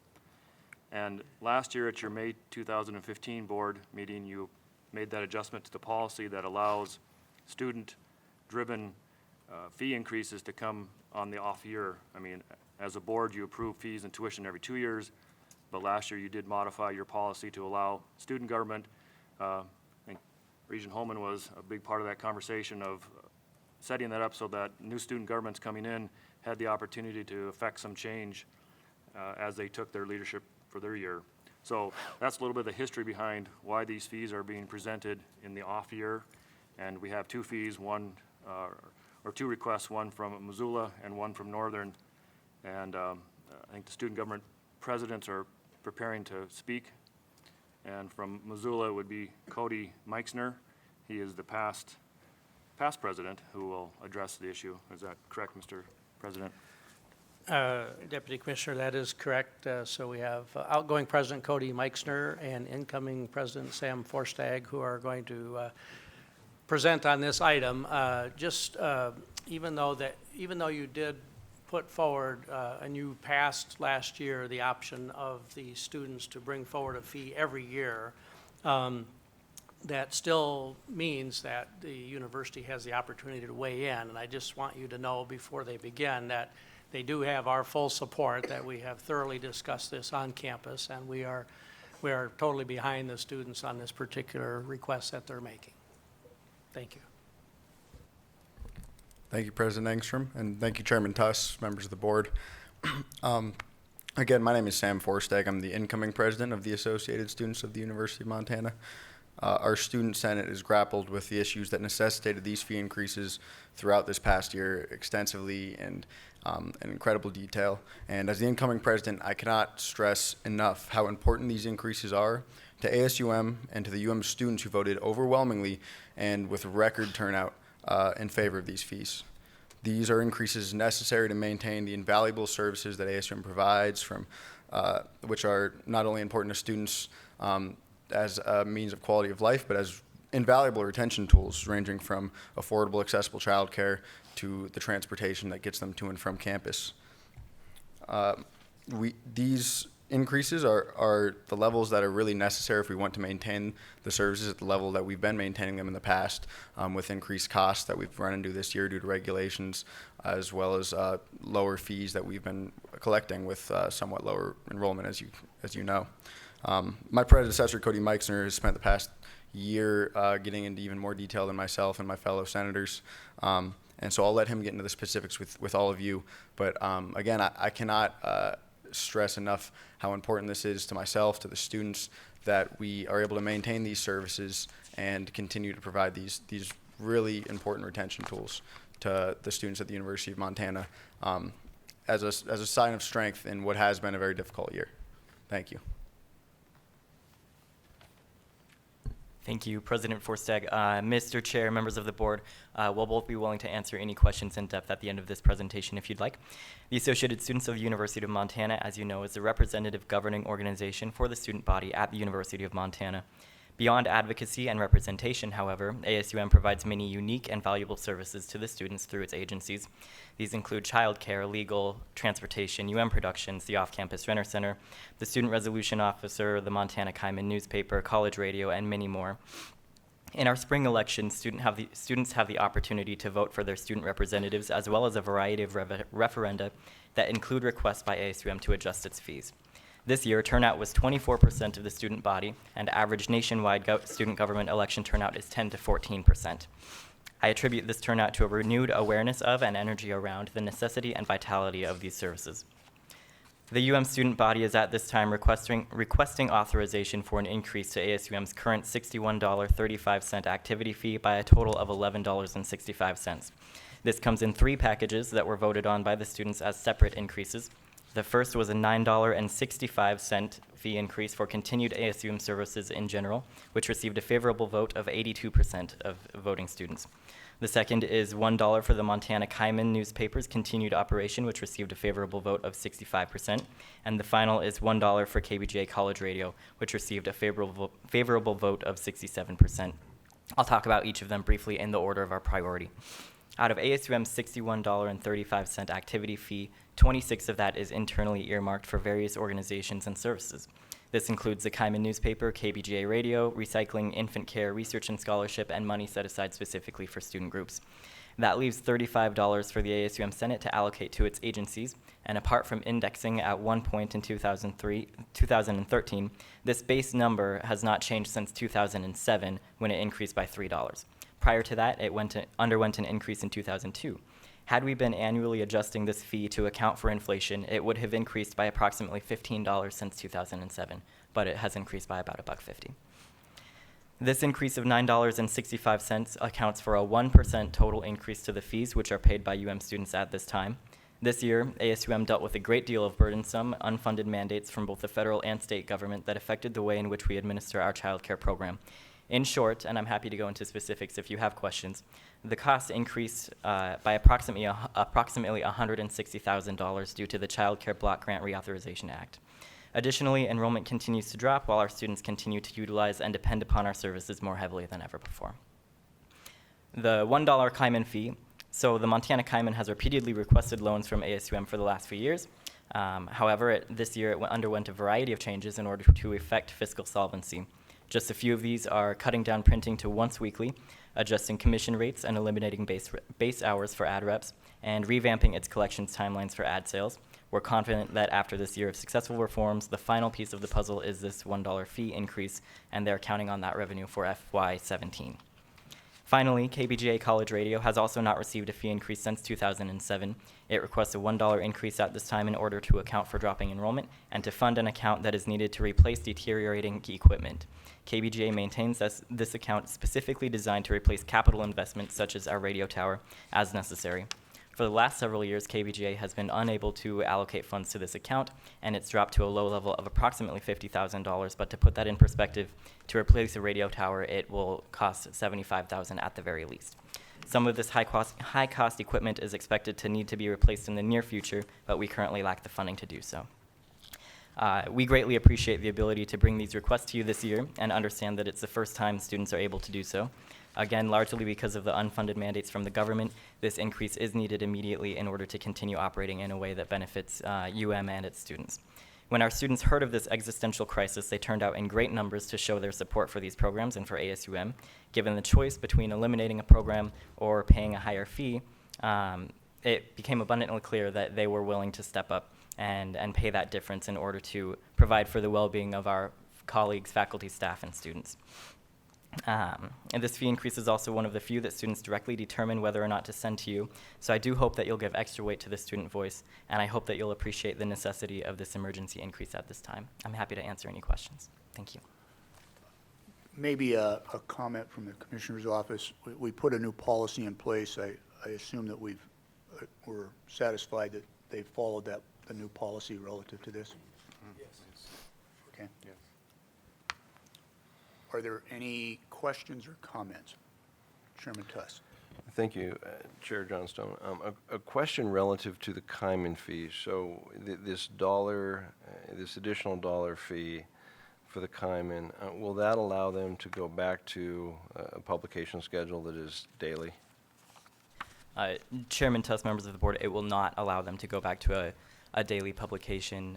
The nature of newsprint media is just changing too much, and they've made a variety of cuts in order to be fiscally solvent moving forward, but I think they're more interested, and I think it makes more sense for them to explore electronic means of communication at this time. Even with this increase, they won't be able to go back to a daily rate. That would necessitate a larger increase. So that decision has more to do with other things other than budget, the nature of newspapers and print media. I would say it's mostly the budget. They would love to be a daily newsprint media source, but at this time the budget doesn't allow them to, and I think they're more interested in expanding electronically anyway. Okay, thank you. Are there any other questions? Regent Holman, you were responsible for getting this change made to accommodate this. Do you have any comments? Well, I just want to clarify. I got the change made, but not to accommodate this. Although I'm happy it is allowed to accommodate this. I have a great deal of respect for ASUM, as I think you all know. Great deal of respect for all the student governments across the state. And I will tell you that I think students are their own harshest critics when it comes to the dollars that they spend and what they're going to allow themselves to spend. And at any given year, it's really a toss-up as to what's going to pass through one of our ballot initiatives that the students get to vote on. For example, the Kaiman fee just last year failed when the students voted on it. And so through the changes they were able to make, the students have some renewed faith, and we're willing to support it this year. So I think that we as the board, as I mentioned ad nauseum over the last 2 years, should weigh heavily the voice of the students when it comes to choosing their own destinies. My comment was intended as a compliment. I respect what you did to get it done, so thank you. Are there further comments or questions on this item? If not, thank you very much. Are there any objections to moving this to the agenda for vote tomorrow? Hearing none, we will do so. I think Montana State University Northern, is that right? Yeah, Mr. Chairman, members of the board, Randy Rofer, the student body president from MSU Northern, will address their increase to their radio station. And as Randy comes up, just a comment from the administration here. This was a student-driven request, and we support both of these requests. Chair Johnstone and members of the board, today we are looking at bringing you our activity fee and radio fee to make some changes. Our activity fee I would like to address first. We are using about 76% of them funds that are, what's the word I'm looking for, excuse me, kind of nervous. We're trying to generate more funds to use with our clubs on campus and throughout our student body. And over the last year, I overseen all of our campus clubs and what they go through and what they do. And the increase is very well needed. We are getting more students on our campus. We are getting a lot more student involvement within our clubs. Last year when I started as the vice president of ASMSUN, I had a current I began with 12 clubs on campus, and by the end of my term, I was up to 16. The other part of our fee increase is to do with our program council and our recreational council. Program council oversees a lot of students in the dorms, and they go through the homecoming events and so on with that go through for 7 days. And they do have a tough time with the amount of students that do get involved. Last year we had, I think we started out with 2 candidates for homecoming king and queen at the beginning, and by the end of it we were up to, I believe, 12, so equivalent to 6 pair. And as far as recreational council, they are responsible for our intramurals, and we have been getting a lot of students very involved in that. And the majority of recreational council and intramurals goes to buying or the purchase of shirts for students that participate in them activities. The next item that we are looking at changing is our radio fee. Our radio fee currently is $12.18 for all students that are taking 12 or more credits on campus. We recently upgraded our radio station, and they are now able to stream over the internet, and anybody that is a part of Northern is able to access that from any given point. So we are looking at a decrease of 18 cents to bring it down, or to bring our total down to $12 fee for students all throughout the Northern University. With that, it would save the students on campus about 18 cents per credit, and students that are off campus that can access all of this now will pay. So everybody, all students, whether they're taking 1 credit or they're taking 21 credits, will now pay this fee, so it will generate more funding to help with the upkeep of our radio station.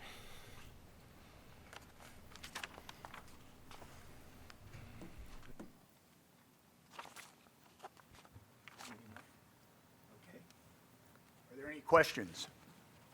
Yes, Chair Tuss. Yeah, Randy, thank you for that explanation.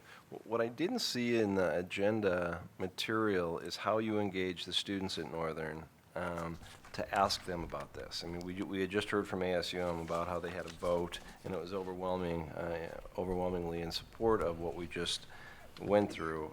I didn't see that with this item. Can you talk about that? Yes, give me 1 second here. We did bring this up to a vote for our student body, and it was open for, I believe, 7 days. Out of the 7 days it was open to vote, we had 53% of our student body vote for, or vote in favor out of those who voted. The downside to that was we only had 9% of our student body cast ballots. So overall, the vast majority of students did agree with the fee change, but the downside to it was the low amount of students voting. Okay. Are there any other questions or comments? Any other questions or comments? Thank you very much. Thank you.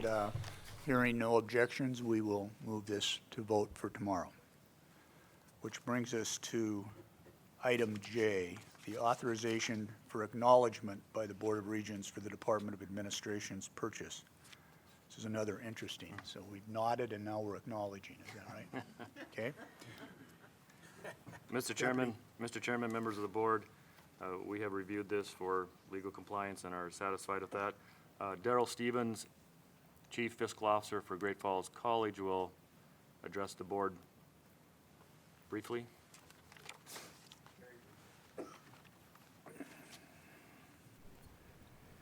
Mr. Chair, members of the board, I'd like to first of all recognize Russ Catherman from the Department of A&E, who is with us this afternoon, right there. Thank you very much. Don't have much to say about this. I think you have all the information in front of you. It's 3 lots of land that's contiguous, and that was very important to us, to our campus. Worked through A&E. They did a fantastic job of working with us in the city of Great Falls. We accepted the lowest of the 2 bids, and that's always good. That makes the CFO very happy. So I will stand for any questions. Do you have an immediate use or a longer-term use for the land? To be quite honest, we don't have an immediate use for the land, but the development in that area of Great Falls is going very, very quickly. The city has many plans for the backside of where we are. This seemed like a great opportunity for us to grab the land before anybody else did, and then we are in the middle of our strategic plan right now, and we will be doing a facilities master plan, and this, of course, will be a part of that. Thank you. Are there any other questions or comments? Questions or comments? Thank you very much. Thank you. Hearing no objection, we will move this to vote tomorrow. K.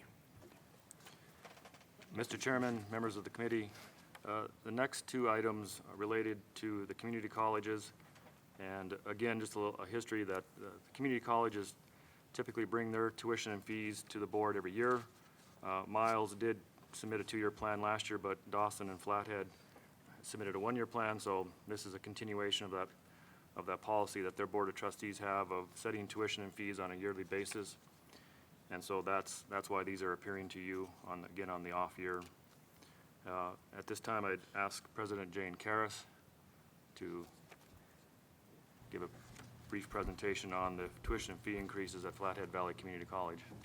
Mr. Chairman, members of the committee, just very briefly, as Deputy Commissioner Jensen said, our locally elected governing board always looks at our tuition and fees on an annual basis. As I once had a former board chair who said, you look at your budget every year, not every few years, so we've always done that. He missed that compliment, but that's okay. Anyway, our budget committee, which consists of faculty, staff, and students, meets every year to review our tuition and fees and our budget and makes a recommendation to me. This year, the recommendation was that we increase our tuition $2.40 per credit and increase our fees 60 cents per credit. The budget committee was also requested by the students to review our distance education fee, which is $30 per credit for any student in a distance education course. But as we've all continued to use technology more and more in the classroom, and many of our faculty use our online platform for many of their classes, and our courses have become hybrid courses, our students who are paying the online or distance education fee feel that many of the other students are also benefiting from that platform. So our students actually requested that we review that fee. And in doing so, the budget committee recommended that we, over a 2-year period, eliminate that distance education fee of $30 per credit for students. And so this year, we are dropping that fee, or our board approved dropping that fee to $15 per credit, and then increasing the technology fee by $2.30 a credit for all students, because all students are benefiting from that online platform. So we did hold student forums, several which students were invited to. Very few students attended. They were all in favor of the recommended changes. We also, our Dean of Students, Brenda Hansen, sends out an all-student email and electronic contact to students, and the only comments we had, they were all very positive, so there were no questions from students about why we were doing this. So I'd be happy to answer any questions. Are there any questions? Deputy Commissioner Jenkins, do you know anything about this? I do know a few things about that, yes, so I completely support it. Regent Nystuen. Thank you, Chair Johnson. You know, having served on the board for 13 years at FECC, you know, each year, kind of the mindset of the trustees of the college spent a lot of time deliberating. And quite often I would, as a little bit of background, you know, the college council and Jane's cabinet and her folks sometimes would bring forth the idea of maybe dialing up tuition a few dollars here, a small percentage there. But quite often I would tell you that over the years that President Karras quite frequently said, no, I think we can find another way to trim the budget, trim our expenditures to somewhat even fall in line with what the tuition freeze that the university system had. So one of the things, when we did do it, it was usually, like I said, a 1%, 2% type of a thing. And again, I think it's really trying to be fiscally responsible for the 80,000 voters in Flathead County to continue to look at a way that we can continue to manage this in an appropriate manner. So kind of hats off to Jane and her team for how they've taken a disciplined approach to this. Other questions or comments? I was curious about the relationship between in-district, out-of-district, out-of-state students. Can you give us any sense of that? Yes, Mr. Chairman, members of the committee. In the community colleges, because our service regions have voted to tax our local community members to support the community colleges, there is an in-district tuition fee for students who live within our service region. And then the out-of-district is for any Montana resident student other than those who live within our district. And then, of course, like many of the other campuses, we also have out-of-state tuition for students who live outside of the state of Montana, not Montana residents. Is there a significant number of out-of-state students? At FECC, I believe about 5% of our students are from out of the state of Montana, 4 to 5%. Thank you. Any other questions or comments? All right. If not, hearing no objection, we will move this item to tomorrow's agenda for vote. Mr. Chairman, I would ask President Nix from Dawson Community College to address their tuition and mandatory fee increase request. Thank you, Deputy Commissioner Jensen, Chair Johnstone. If you'll notice, ours is increasing again. Dawson has traditionally not thought of tuition as a revenue stream, and so we're trying. We get 44% of our funding from the state, 36% of local. We're trying to increase and start considering tuition as a revenue stream at Dawson Community College. So we will start bringing a small increase every year to try to get to where we think it is something that can be useful for us. We increased 12% in 2015, which was the first increase in many years, 4% in 16 and 3% this year. We expect a 3% revenue growth, this year with the small increases. You'll notice the big thing, though, is we're decreasing our out-of-state tuition. We were 275% of our in-state, in-district tuition. And so when we look at the region, most everyone else is 175 or 200% of what they charge for in-state. We were charging 275% of that. We're actually losing students fall to spring because they can't afford to pay the out-of-state tuition. Many of our students are athletes, as we've talked about in previous meetings, and if an athlete comes in and something happens and they don't get to waiver the second term, we've been losing those people. Plus, we waive a lot of things, so we're really not generating money at all. So our biggest difference is that we're decreasing our out-of-state tuition. I'll stand for questions or any clarifications. Any questions on the Dawson County? Any questions or comments from any of the committee or board members? Hearing none, is there any objection to moving this item? Agenda for tomorrow? Okay, we will move it. Thank you. Thank you. We're at 2:30 on the agenda. We're making up time. And we're ready for a break. I would be inclined to, no, I'm sorry, talking to myself. I would be inclined to finish up on this item with the information items. Is that acceptable? That's fine. Okay. So I think we've covered with a nod or something, agenda item, information item A. Commissioner, do you have any comments or observations from the presidents on B and C? First of all, B, MSU Bozeman. Mr. Chair, I do not. We post those reports as we're required to do so. They're there for your reading pleasures. If there's any questions on them, we could answer those now, or certainly we can ask the campuses to give more clarity to them, but they're there and reported. Okay. Does any committee or board member have any questions or comments? Either President Engstrom or President Cruzado, do you care to offer anything? Okay, thank you. D, the Legislative System Initiative discussion. Commissioner? Mr. Chair, I would simply just like to keep in everyone's mind the fact that we are in discussions about system-wide initiatives. We have done some of those in the past. Those are a bit of a work in progress with the governor's office, the budget planning office. And I hope to bring back some more color and depth in September, but I just wanted to make sure everyone knows they're there. I would hit a few of the highlights without too much specificity, that we again are working on a proposal so system initiatives can come in two forms that are outside of our base budget. They're all considered by the legislature a new proposal. That new proposal can be one of two things: a truly new idea that we're moving forward, or the continuation of funds that we received as OTO, one-time only money. And so, although not a new idea, we are having ongoing conversations about MReady, the research initiative. I think you saw this morning that's been very successful. I think we will have, as the year goes on, some incredible deliverables out of that, as we said we would, in terms of return on investment to the state and what it's doing in terms of creating jobs, solving problems, lending itself to our economy. That's what we've asked those groups to do. Dual enrollment continues to be a high priority of this board and of the governor, who serves on a national ECS board. It's his top priority for the year. It remains a very important piece of what we're doing.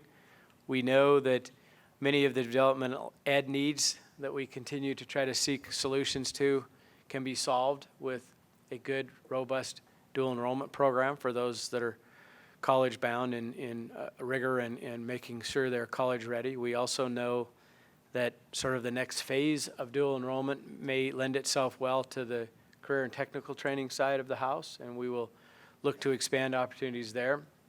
So we don't have that fully defined, but we're working on possibly an initiative moving forward there. This board has asked a number of times about need-based aid. We're continuing to look at the results or the implications of the need-based aid that was, in a sense, moved to the STEM scholarship last year, how that will fund. We won't know really what that funding stream looks like until some of the lottery results are back late this fall. And so the conversation continues around those. A few other areas, well, maybe not everyone does know, but the federal government changed its policies on how it funds the Yellow Ribbon Program, which is ultimately how it funds our veterans. It used to make up the difference between resident tuition and non-resident tuition. They stopped doing that last year, which has had a pretty significant impact on our system. I think it's $3 million, maybe a little more. Yeah, biennium. And so we're in conversations about, what can we do there? It's probably unrealistic to ask the state to completely backfill what the federal government has taken away, but helping veterans is clearly something that our campuses are passionate about, something that I believe the governor's office is supportive of. And so there's conversations around that. There's a few other items that, I won't go on too much, but things that we've funded with OTO money in the past that will continue to be, we have a placeholder for the AES, which is the seed lab, wool lab has been funded OTO. The biodiesel program here at Northern has been funded OTO.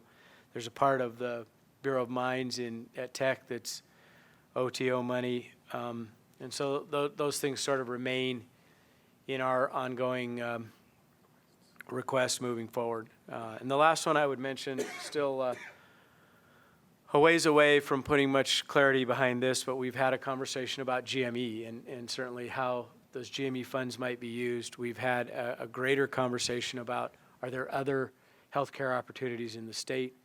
And we're looking at that, and we'll continue to through the summer. Are there programs that we can address within the MUS? We've had conversations in Missoula about programs there that we may address some of those healthcare needs too. And so those conversations continue. I realize I don't have any numbers or much color behind that, but I think we'll get there as the year moves on. Obviously, those things, if they're going to happen, would need to be in the governor's budget on the November 15th book. And so we'll work toward that, and we'll try to keep the board updated.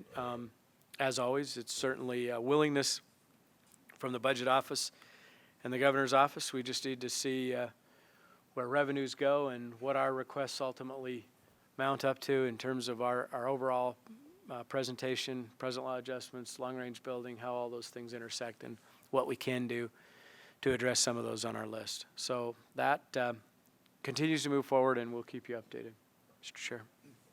Thank you, Commissioner. Are any questions for the Commissioner on that? Okay, hearing none. Is there any other business that any committee member would like to bring before us? Chair Tuss, I think we are adjourned. You really made up some time here, Regent Johnstone. Congratulations. We are at a point where it's time for a break, so why don't we reconvene? Why don't we plan to reconvene at about 10 to 4? It'll be about a 20-minute break, about 10 to 4. Let's reconvene then. Okay, let's reconvene the meeting, and we will now go to the Staff and Compensation Committee, and once again, Chair Johnstone. Thank you, Chair Tuss. So on the Staff and Compensation Committee, once again, we only have consent items. So the first group of consent items are staff items. There are, I guess, 8.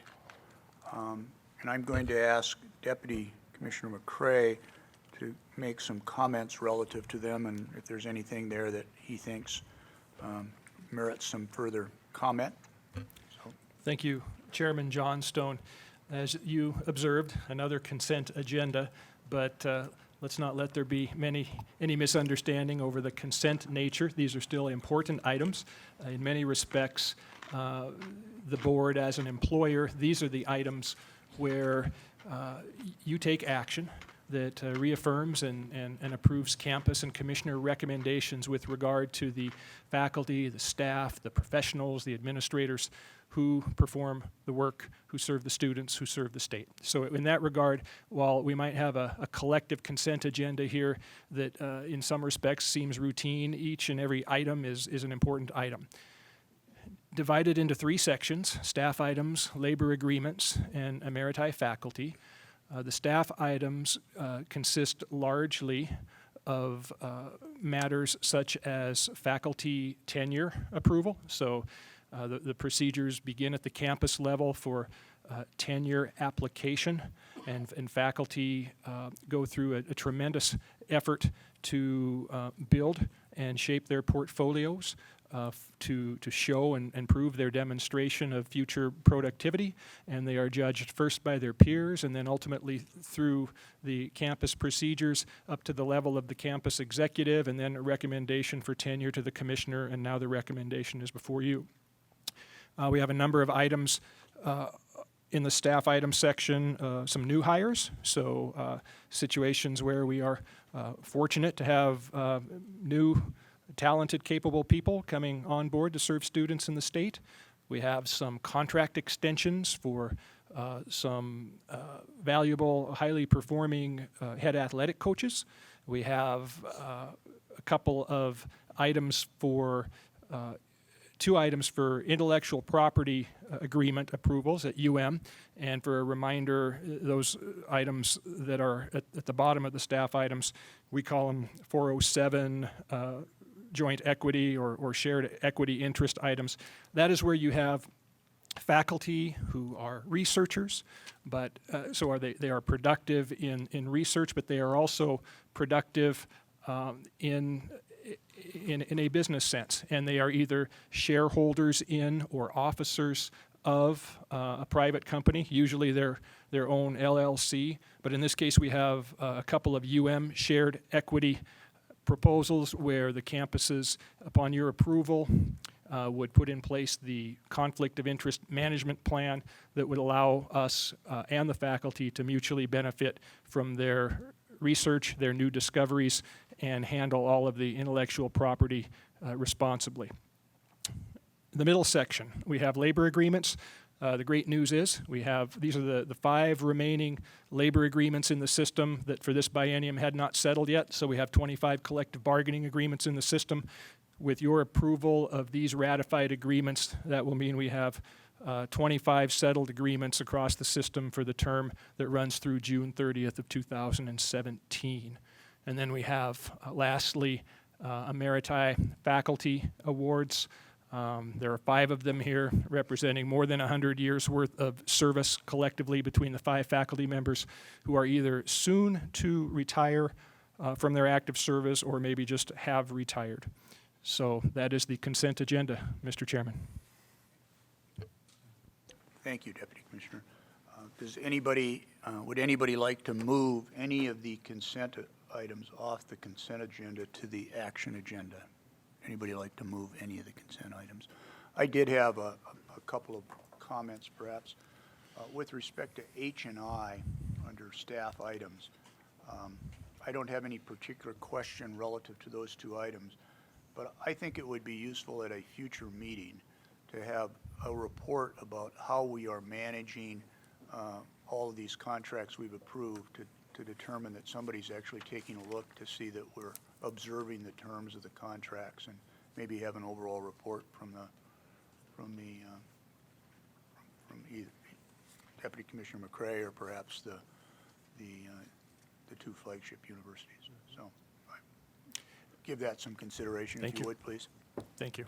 I was just going to, for the benefit of the presidents, and that is a conversation the chairman and I have had in the past. So I think what we're really talking about is conceptually when the regents approve a 407, then the campus does implement things like the conflict of interest policy and or plan and the contract for the procedures of the shared property. Some retrospective check-in to confirm that the plan as approved and implemented is working successfully for the university. Thank you. And then secondly, just on the labor agreements, I assume that these labor agreements are consistent with the other ones? Thank you, they are. Okay. So would anybody like to move any consent agenda, any of the items on the consent agenda to the action agenda? At one meeting, somebody should just do that. So, Do it if you want. So hearing none, I think we can move the entire consent agenda to tomorrow morning's meeting for approval. And with that, Chair Tuss, we are complete with the Staff and Compensation Committee. And unless there's any other business anybody would like to bring before the committee, I think we're adjourned. Thank you. Thank you, Regent Johnstone. You are indeed efficient with your committee. Thank you very much. We do have a representative from Governor Bullock's office here today, Siri Smiley. Thank you for being here with us, as you've been on so many other occasions, and we're so pleased that you're here today. And we know that Governor Bullock will be joining us at some point tomorrow. And so why don't we turn the microphone over to you for any remarks that you may have on behalf of Governor Bullock. Sure. Thank you, Chair Tuss, and I will keep it brief because the governor will be here tomorrow and have a chance to talk with you directly. But thank you, Chancellor Cagle, for your hospitality here. It's a little bit nostalgic for me to come to Havre for the Board of Regents meeting. It was my first Board of Regents meeting as a student, in fact, was in Havre in 2008. And so also want to appreciate all the students that are here. I think it's a little bit harder outside of the academic year for students to be here and make the trip. And so, but it's especially important that they are here. So want to acknowledge and thank them for being here. Couple of things I just wanted to mention. First, I know this board has been interested and engaged in thinking about mental health and suicide prevention, and wanted to highlight that last week Governor Bullock unveiled a new tool kind of for our toolbox for Montanans facing mental health crises. It's a crisis text line that Montanans now have access to. I think it's especially important really for students and for young people who, and that demographic is generally more comfortable and familiar with communicating via text. And so it's, I think, meeting students where they are in terms of responding to folks who are in crisis. So to access it, it's completely free. Anyone in the state can access it. You just text MT to 741-741. A crisis counselor responds immediately, again via text, and can help in those situations. So, again, this is a small piece. It's a small tool, but one that I think represents, our commitment to continuing this conversation and providing accessible services to folks who need immediate help. So kind of an exciting thing. The other thing, and Katie or Amy, if you want to pull up my slide. So last time, or in March, I mentioned that we're now part of this policy academy on work-based learning with 5 other states and the National Governors Association. It's focusing on youth and young adults 16 to 29, STEM middle skill careers in particular. And so as our stakeholder group, again, that includes some great representation from the university system, is talking about and drafting up an action plan for how we really define, elevate, enhance, scale, and measure work-based learning that's happening across the state. This is one kind of tool that I just want to highlight as we're thinking about what work-based learning in the state looks like. It's, across a full continuum of everything from career awareness, which includes career fairs and field trips, career exploration, job shadowing, interviews, et cetera, all the way up to apprenticeship and internships. And so our work will focus, again, on all of those aspects and thinking about work-based learning really as a continuum, and hopefully, at all of these levels, they're really industry-driven, a true partnership with the employers and education partners, and then meaningful for both the students and the employers. So this is just sort of a little teaser. There will be a governor's summit on September 21st. Chancellor Blackketter is graciously hosting at Montana Tech, and we'll get more information out to everyone in the near future, including save the dates. But the point of that is to really bring education, employer partners, workforce system partners together to both highlight some of the great things that are already happening in the state, because there are a lot of wonderful opportunities, and then really provide the information and tools that folks will need to expand or enhance or create new work-based learning opportunities for folks all across the state.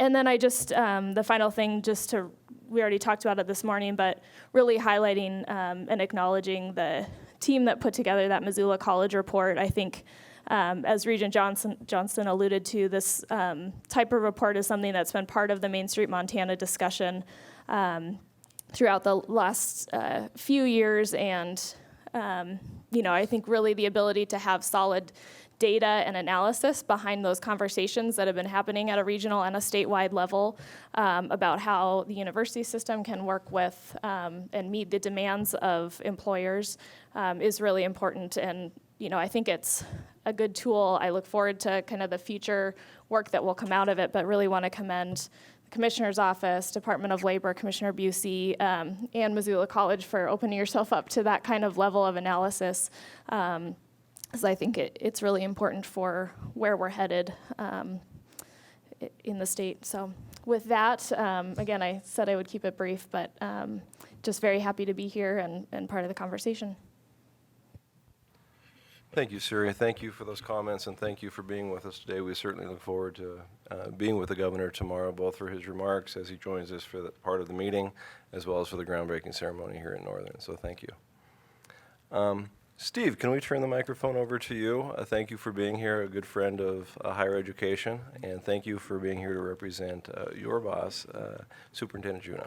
Yes, it's always good to be here. It's an honor to sit at this board. I did tell folks last time that I didn't think I'd be back. Here I am. I'd like to think it was like a rock star encore thing, but I think it's more like a bad habit. I just keep showing up. So yes, I've had a 6-year tenure working with Superintendent Juneau, and it's been a fabulous 6 years. As you all know, we are at a change administratively. Superintendent Juneau will be term limited and moved out of her position in December. So changes are starting to happen at OPI. What we've accomplished in her time, I think, has been remarkable. We've made great strides forward, there's no doubt. Second in command, Dennis Parman, who used to be a superintendent of schools here in Havre, is moving along in about 4 weeks, actually. He will be taking over the Montana Rural Education Association as their executive director. Superintendent Juneau has named Candy Lubansky, who is an administrator in the Missoula school districts, and then has recently been superintendent in Belgrade, has retired, and she will finish out Superintendent Juneau's term as deputy director. We're very busy on the the Every Student Succeeds Act, which is replacing No Child Left Behind. It's challenging. The Congress's desire to get it moving is not meshing well with the department's desire to get it moving. So we're kind of stuck in between. It looks like it is going to be an outstanding opportunity for us to do better and more and the right things for kids. It flip-flops the concept of who's running the show. No Child Left Behind was a top-down program. The federal government basically dictated where everybody was going, and it was a little bit of the tail wagging the dog. Now it's the bipartisan congressional action has put this into a local control sense, and it really, truly is a local control. The other thing that I really like about it is that it honors the whole child. It doesn't look at, say, how can we teach math and reading better? It realizes that before you can teach math and reading, you got to have a healthy kid that's fed, that's mentally stable in the seat. And all of those things are taken into account. One of the things that Superintendent Juneau has done is assembled a team of 35 individuals to help us work on this application from all over the state, small schools, big schools, private business. We have a university system representative on that team, and they will have their first meeting next week in Helena to begin that process. There are plenty of opportunities for post-secondary assistance with this particular bill. There's many opportunities to involve post-secondary in it. I would like to celebrate a little bit because I think our K-12 system does a fantastic job of providing students for our post-secondary system. And I think it's good for all of us to hear a few of the accomplishments. This time of year we tend to do that. I mentioned earlier the grant, not very clearly.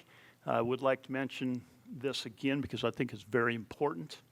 The Council of Chief State School Officers, as well as National Association of State Directors of Career and Technical Ed, combined to put together a new initiative called New Skills for Youth. And it is being funded by J.P. Morgan Chase. One of the goals I think you'll like, it's to dramatically increase the number of students in the U.S. who successfully complete career pathways that begin in secondary school and culminate in post-secondary degrees or industry credentials with the labor market value. We put in for the initial part of this grant, and our intent was to look at the healthcare occupation area, particularly as it sits with rural parts of the state. We have a team assembled that involves private business, it involves the Montana University system as well as OPI.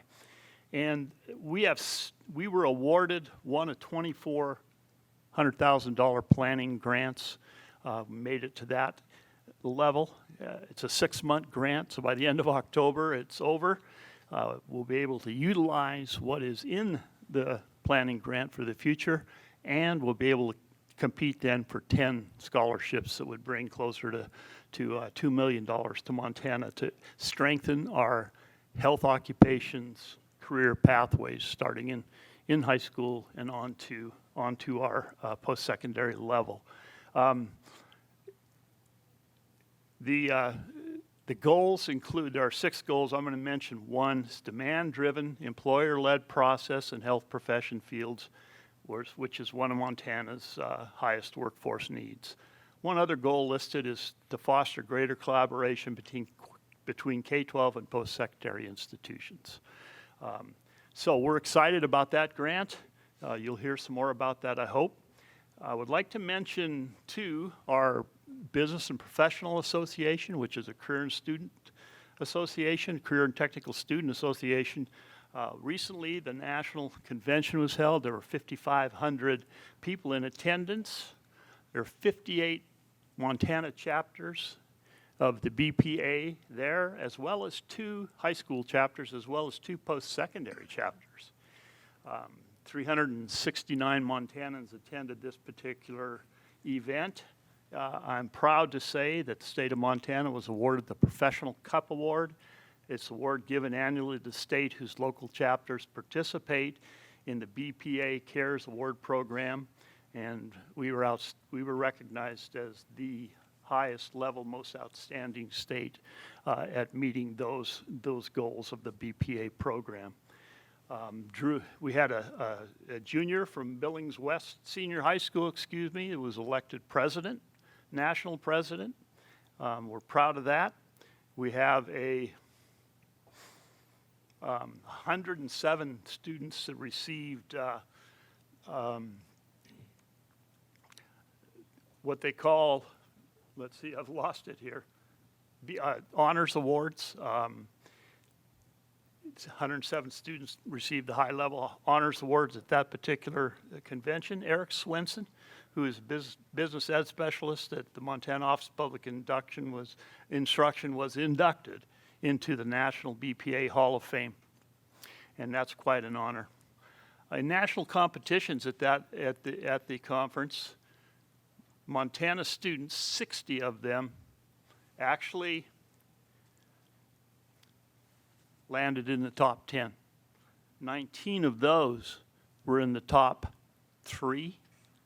9 students won national championships, and this was in extemporaneous speech, small business management team, advanced interview skills, basic office systems and procedures, promotional photography, and advanced spreadsheet applications. I think that is just amazing. I will mention now that the 2 post-secondary units, well, it's 1 unit actually, and that is Montana State University Northern, who had numerous students in those top 10s, probably 6 or 7 that were involved in that. And the other unit in the Montana University system is a virtual chapter.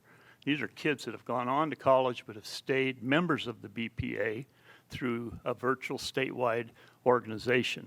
I guess I would put out the plug that we know statistically that our kids that are involved with school activities in some way are far more engaged and they're far more apt to graduate. And I would say this would be a good tool for transitioning on to the college to have these chapters which do go into the post-secondary field, have them move on. Kids would immediately link to that and making their transition really go pretty well. Further,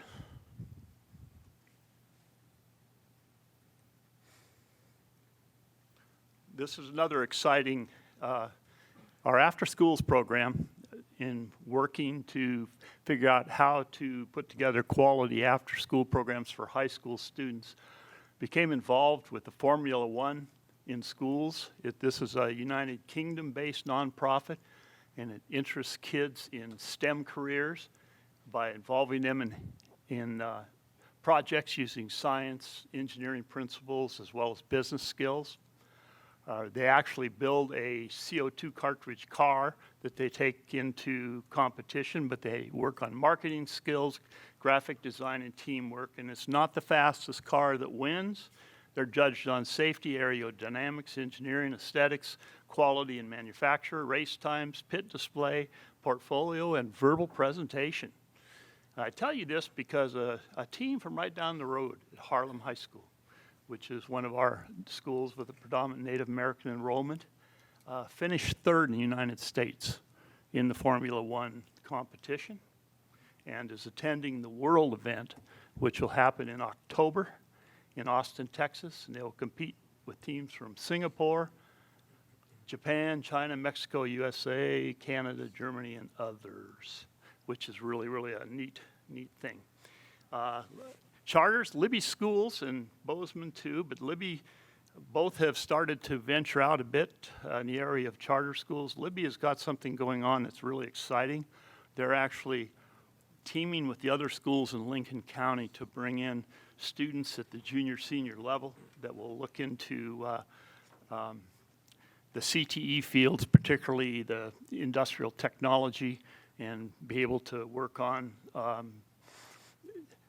credentials that they can walk out of high school with. So they'll actually have students coming in from Troy and Eureka. And the last one I would like to mention is something that we talked about earlier when we were talking about the math pathways. Corvallis High School, Principal Jason Worth and his team have done some really fantastic work with Ed Ready. It's a concept that could be used easily on up into the college ranks. They are on a block schedule, so they schedule blocks that are together. The blocks are 90 minutes every other day, and they put them together so it's 90 minutes every day. They took their 20 students who were not ready for Algebra 1, and they put them into an Ed Ready program at the same time they were getting Algebra 1. And they ran those simultaneously, so they had, it was actually a double period, 2 teachers working with the group. And by winter break, all 20 students had finished what they needed to finish to be eligible to be in Algebra 1.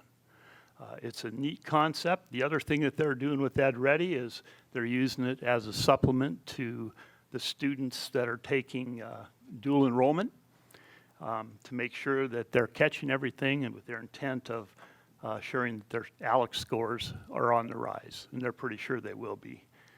I will mention one last thing, Superintendent Juneau's Graduation Matters Montana. Last year, working with Student Assistance Foundation and getting FAFSA work done in the state, we've seen tremendous growth. As an example, Ronan had 55% of the students finish a FAFSA. It was up from 35% the year before. And you all know that's the first step to attempting to move on. So we're doing a lot that makes a difference. It's been an honor to be part of this team. And with that, I would say thanks. Thank you, Steve, and certainly on behalf of the Board of Regents and everybody in Montana Higher Education, thank Superintendent Juneau for all the good work that she does in K-12 and for the wonderful partnership that we've created with her. I'm continually amazed at the wonderful things that you folks are doing from border to border in our state. So thank you, and we look forward to seeing you at the next meeting.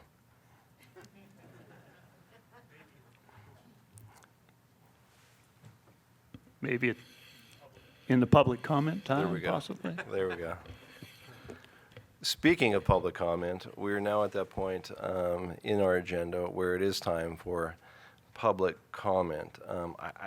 Could we have folks raise their hand if they're interested in public comment? I just want to make sure that we can accommodate everybody. We do, I believe, thank you.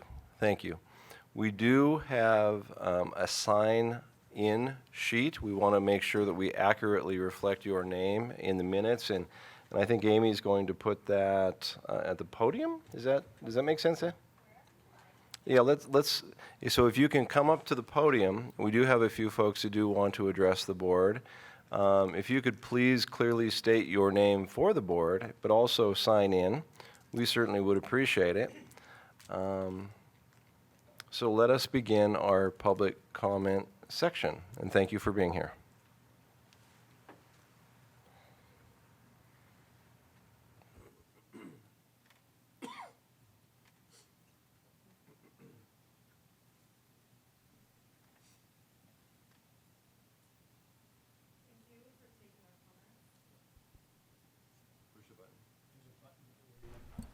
Is it on? Okay.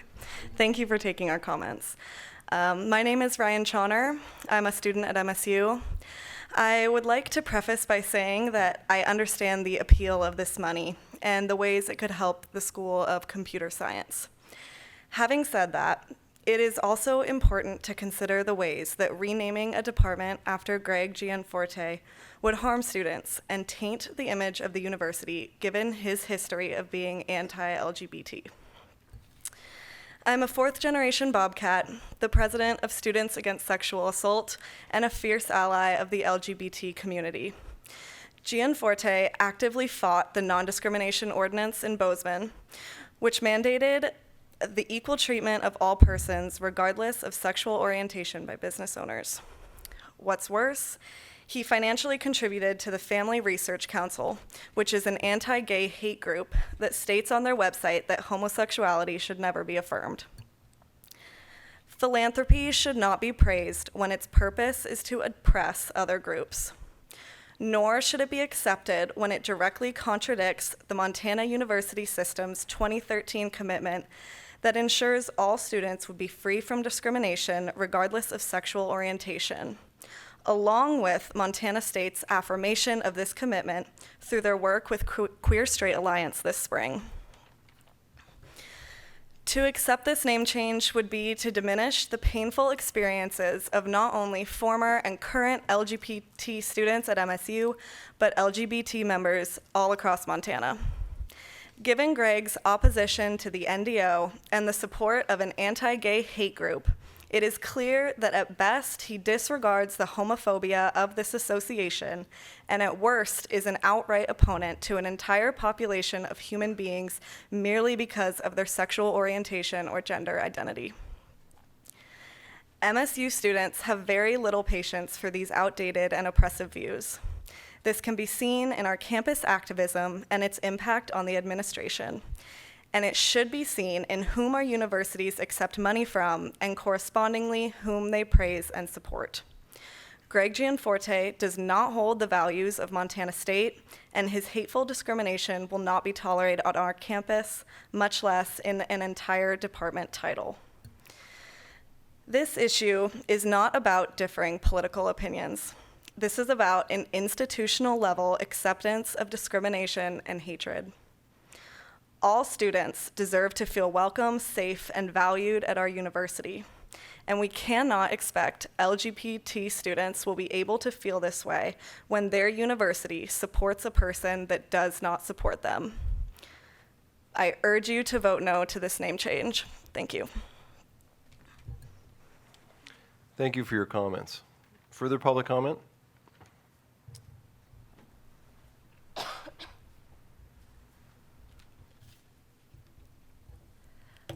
Hello, my name is Ann Rupert. I'm a junior at MSU, and I'm an advocate at the Voice Center, a resource for members of the MSU community who are impacted by interpersonal violence, and I'm involved with numerous student groups. As an involved community member and student at MSU, I've seen the diversity that thrives there. However, a campus department, if a campus department were to be named after Greg Gianforte, the efforts made to make MSU a welcoming, hatred-free environment will be greatly diminished. As an LGBT ally and Voice Center advocate, I have seen the hurdles that individuals have to jump in comparison to their straight peers. LGBT students face harassment, discrimination, and violence, and endure far enough pressures in a personal sphere. Their experiences cannot be further invalidated by the university publicly condoning intolerance by allowing this name change. Greg Gianforte's financial contributions to a hate group and his efforts to prevent the non-discrimination ordinance have clearly demonstrated a contradiction between MSU's values and Gianforte's beliefs, which he not only holds but tries to advance. As a student, I do not approve my university contributing to his hateful legacy. Please vote no to this name change. Thank you for your time. Thank you for your comments. Further public comment?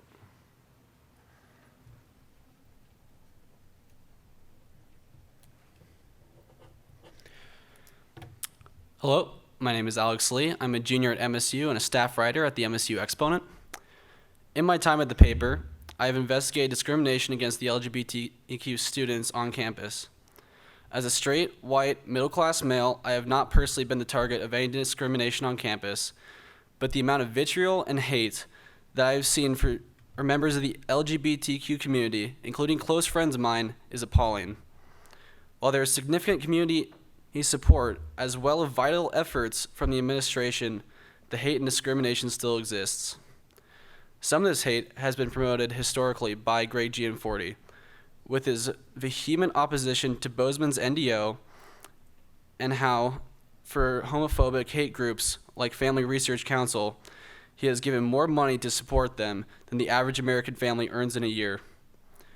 MSU is a public institution, so by association and by the doctrine it has laid out for itself, the school is a place that is inclusive to all its current and potential community members. By naming the computer science department after a man who has historically fought these values, which MSU and its community have worked so hard to establish, we are going back on our ethics and our values. It was stated before that this money will benefit all students, despite race, creed, and sexual orientation. I cannot say with good faith that the name of Greg Gianforte will benefit LGBTQ students at MSU. In honor of Mr. Gianforte, in naming this department in honor of Mr. Gianforte, we're supporting a man who outwardly opposes not just the community's effort for inclusivity, but has supported hate against the community members themselves. I implore you to vote against renaming the computer science department in Mr. Gianforte's honor.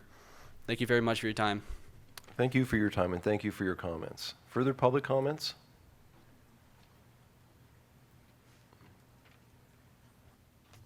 Hello, my name is Rosalind Kinney, and I'm a mechanical engineering student at Montana State. As a woman in engineering, I know how it feels to be a minority. I struggle to feel welcomed in my field and often feel like my opinion and ideas are not valued. However, I know my struggles are not as difficult as that of LGBT students. They're discriminated against not just as engineers, but as human beings. Forcing LGBT students to be associated with Gianforte's name through MSU would make an already difficult situation even worse. To be honest, I don't consider myself a political person. I didn't even know who Greg Gianforte was until he started fighting against the NDO. To me, being anti-LGBT is not a valid political view, it's just hatred. I care about MSU students feeling welcomed on campus, and this is why I urge you to vote no to this name change. Thank you. Thank you for your comments. Additional public comment? Hi, my name is Haley Cox, and I just finished my sophomore year studying computer science and economics at Montana State University in Bozeman. I spent this past year as the opinion editor of the MSU Exponent, and am an advocate for survivors of interpersonal violence at the MSU Voice Center. Thank you so much for being here today. You know, at a Gallatin County Commission meeting that I attended this past year, President Cruzado opened her comment on moving the polling location with this. She said, "Perhaps the biggest question for me to answer as president of Montana State University is, what guides us? Why are we interested in this?" I urge you all, please ask yourselves that question today. As the Board of Regents of the Montana University System, what guides you, and why should you be interested in this? According to the University of Montana's website, the mission of the Montana University System is to serve students through the delivery of high-quality, accessible post-secondary educational opportunities while actively participating in the preservation and advancement of Montana's economy and society. Further, it says that we will protect academic freedom, practice collegiality, encourage diversity, foster economic prosperity, and be accountable, responsible, and accessible to the people of Montana. So once again, I'd like to thank you for being here and listening to what we have to say. Renaming the computer science department at MSU after Greg Gianforte would be a terrible mistake. This issue transcends partisan politics. I recognize the impact that $8 million could have on the computer science department in which I study. However, this decision transcends that. I compel you to consider an 18-year-old student next year taking their very first programming course. That's the seat that I was in 2 years ago. In fact, programming with Java was my very first college class, Monday at 9 a.m. I remember walking in, and there's this young guy standing up front. His name was Sean Yaw, and he was a graduate student teaching my class. That first hour of class, I felt his enthusiasm vibrate through the entire room. I mean, he was so excited to teach us all that he knew about programming. I knew that computers were the future and that they were in the process of changing the world. It was exciting to be sitting in that classroom learning programming, and I knew that I wanted in. I wanted to pursue computer science. I understand the impact that $8 million would have on my department. But let's go back to the 18-year-old student sitting in their first college class next year. They, like I did, might fall in love with code and computers. They realize it's what they want to study at Montana State University. So they go onto montana.edu to find out what's involved in a computer science degree. You know, what are the math requirements to graduate? And they find that MSU has the Gianforte School of Computing. Naturally, they then Google Gianforte MSU. First, they'll probably find something about his $8 million donation to the university or something about his political career. But then they'll find out he sold Right Now technology to Oracle for over $1 billion. But what's crucial is what comes next. It might not be the first Google result. I found it on page 2 just yesterday. But they'll find fairly quickly that Greg Gianforte fought the non-discrimination ordinance in Bozeman, emailing the Bozeman mayor and city council that homosexual advocates try to argue that businesses are leery of locating in towns that aren't friendly to homosexuals. I believe the opposite is truer. They then go on to find out about the Gianforte Family Foundation, where the Family Research Council is listed. The Family Research Council's website states that homosexual conduct is harmful to the persons who engage in it and to society at large and can never be affirmed. What's different about me and that 18-year-old student next year is that they might be a member of the LGBTQ community. It would be insidious to expect any member of the LGBTQ community to graduate with a degree from the Gianforte School of Computing and the name Gianforte on their degree, considering his high-profile past lobbying against them. Further, allowing Gianforte's name to be branded across the university department would be detrimental to relations between the LGBTQ community and the MSU administration. QSA has made significant strides regarding LGBTQ rights on campus lately, and this would not have been possible without a healthy working relationship with this administration.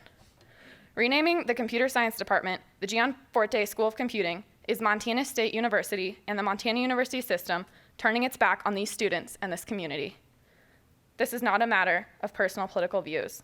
The non-discrimination ordinance affects thousands of MSU students who are employed in Bozeman, and Mr. Gianforte led the efforts against it. He is on record stating that LGBTQ-friendly policies detract from business. This is in direct contradiction to the university's stance, which Executive Director of University Communications at MSU, Tracy Ellig, put so well.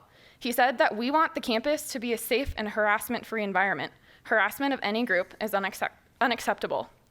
To reiterate, the Montana University System's mission statement is to advance both Montana's economy and our society, to encourage diversity.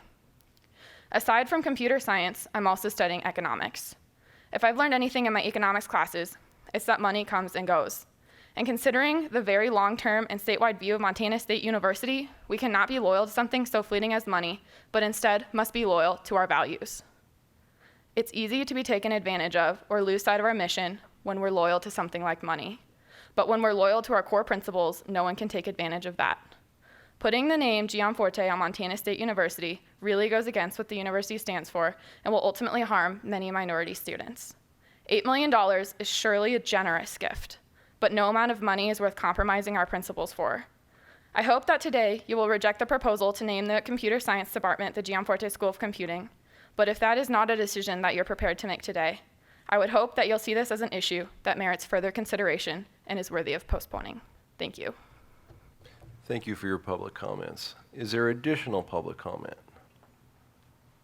Welcome. Thank you, Mr. Chair, members of the board. My name is Garrett Leach. I'm a sophomore studying finance and accounting at Montana State University, and I'm fortunate enough to serve as the president of the Associated Students of Montana State University in Bozeman as well. Today, I would like to extend my support for the gift and renaming of the MSU Department of Computer Science to the Gianforte School of Computing. It is not my intent to weigh in on the political circumstances associated with this donation, but what the donation means for the students of Montana State University. The first question that we as a university must ask a potential donor when reading a gift agreement is, how do you plan to help the students of Montana State University?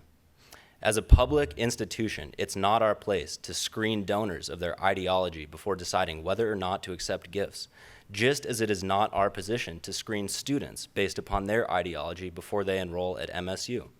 Again, the question we must ask is, how do you plan to benefit the students of Montana State University? The most important thing to note about this gift is that it will benefit all students at Montana State. This $8 million gift from the Gianfortes will create faculty positions in the School of Computing, create summer internship opportunities for students, and provide funds for faculty to expand the computing curriculum, amongst many other things. It will help the university adapt to a changing global economy and has the potential to create life-changing opportunities for students at Montana State for years to come. Students wishing to pursue a career in computing will have a much more robust curriculum to study during their time at Montana State. Students will have a better opportunity to pursue real-world experiences during their time in college. The school will have some of the best faculty in the country to teach courses. This gift will help the school better recruit, retain, and graduate our students. It will benefit students in the School of Computing regardless of race, gender, sexual orientation, nationality, religion, or any other classification. I have a unique role representing the diverse interests of my university's student body. And in that role, I would be remiss not to vocally support something so beneficial to our university and especially the student body. In this case, when the university is asking the question, is this gift going to be beneficial for the students of Montana State University? The answer is a resounding yes. Thank you. Thank you for your comment. Is there additional public comment? I see that we had some folks walk in when we were in public comment. I want to remind everybody that we are in that period of time on the agenda for public comment. Is there anybody else in the audience that would like to comment before the Board of Regents at this time? Is there any other public comment? Is there any other public comment? What I'm going to do, I am going to recess the meeting for about 11 minutes because on the agenda we have a 4:50 scheduled public comment time. And so I would ask at the very least the board members to please come back at 4:50 to see if there's anybody else that will be coming in at that specific time for public comment. And so let us take that 11-minute break at this point. Thank you.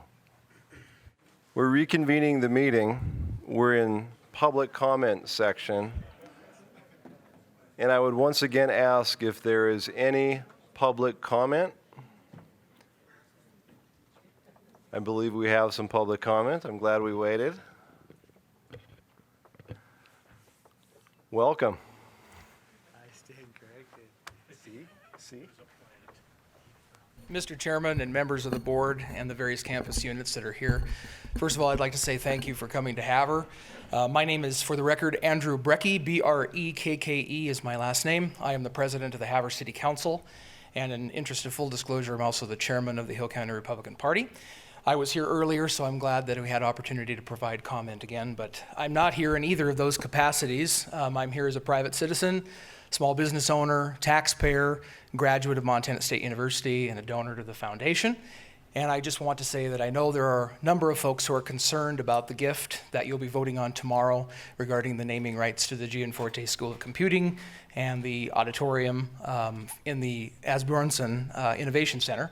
And I would just say that there are individuals who also do support the right of Mr. and Mrs. Gianforte, who have been great benefactors of Montana State University and other campus units, Carroll College and other places in Montana. And I just want to urge everyone that, Montana law does prohibit discrimination on the basis of political ideology and political beliefs. Everyone is entitled to their opinion.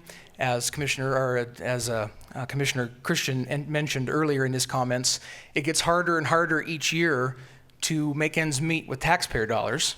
And it's not just an issue for Montana State University or any of the other campus units in the university system, but higher ed in general throughout the nation, that we continue to need to provide additional support from the private side and other foundations to make ends meet especially for major capital projects. And I think if we start using litmus tests, we limit ourselves greatly. And whether it be for someone for political beliefs or religious beliefs or even candidates for governor, I think it's imperative that for the taxpayers of the state of Montana, we look anywhere and everywhere to provide money. So I appreciate your service to the great state of Montana and the university system. And once again, thank you for coming to Havre. I appreciate the opportunity. Thank you for your comments. Are there additional public comments? Are there any additional public comments? Are there any additional public comments? Seeing none, prior to recessing for the day, I am going to turn the microphone over to Chancellor Kegel, who has some instructions for all of us. Chancellor Kegel? Thank you, Regent Tuss. I've been notified that the reception is ready to go. It's in the tent across the way, and the bar is now open. We stand in recess.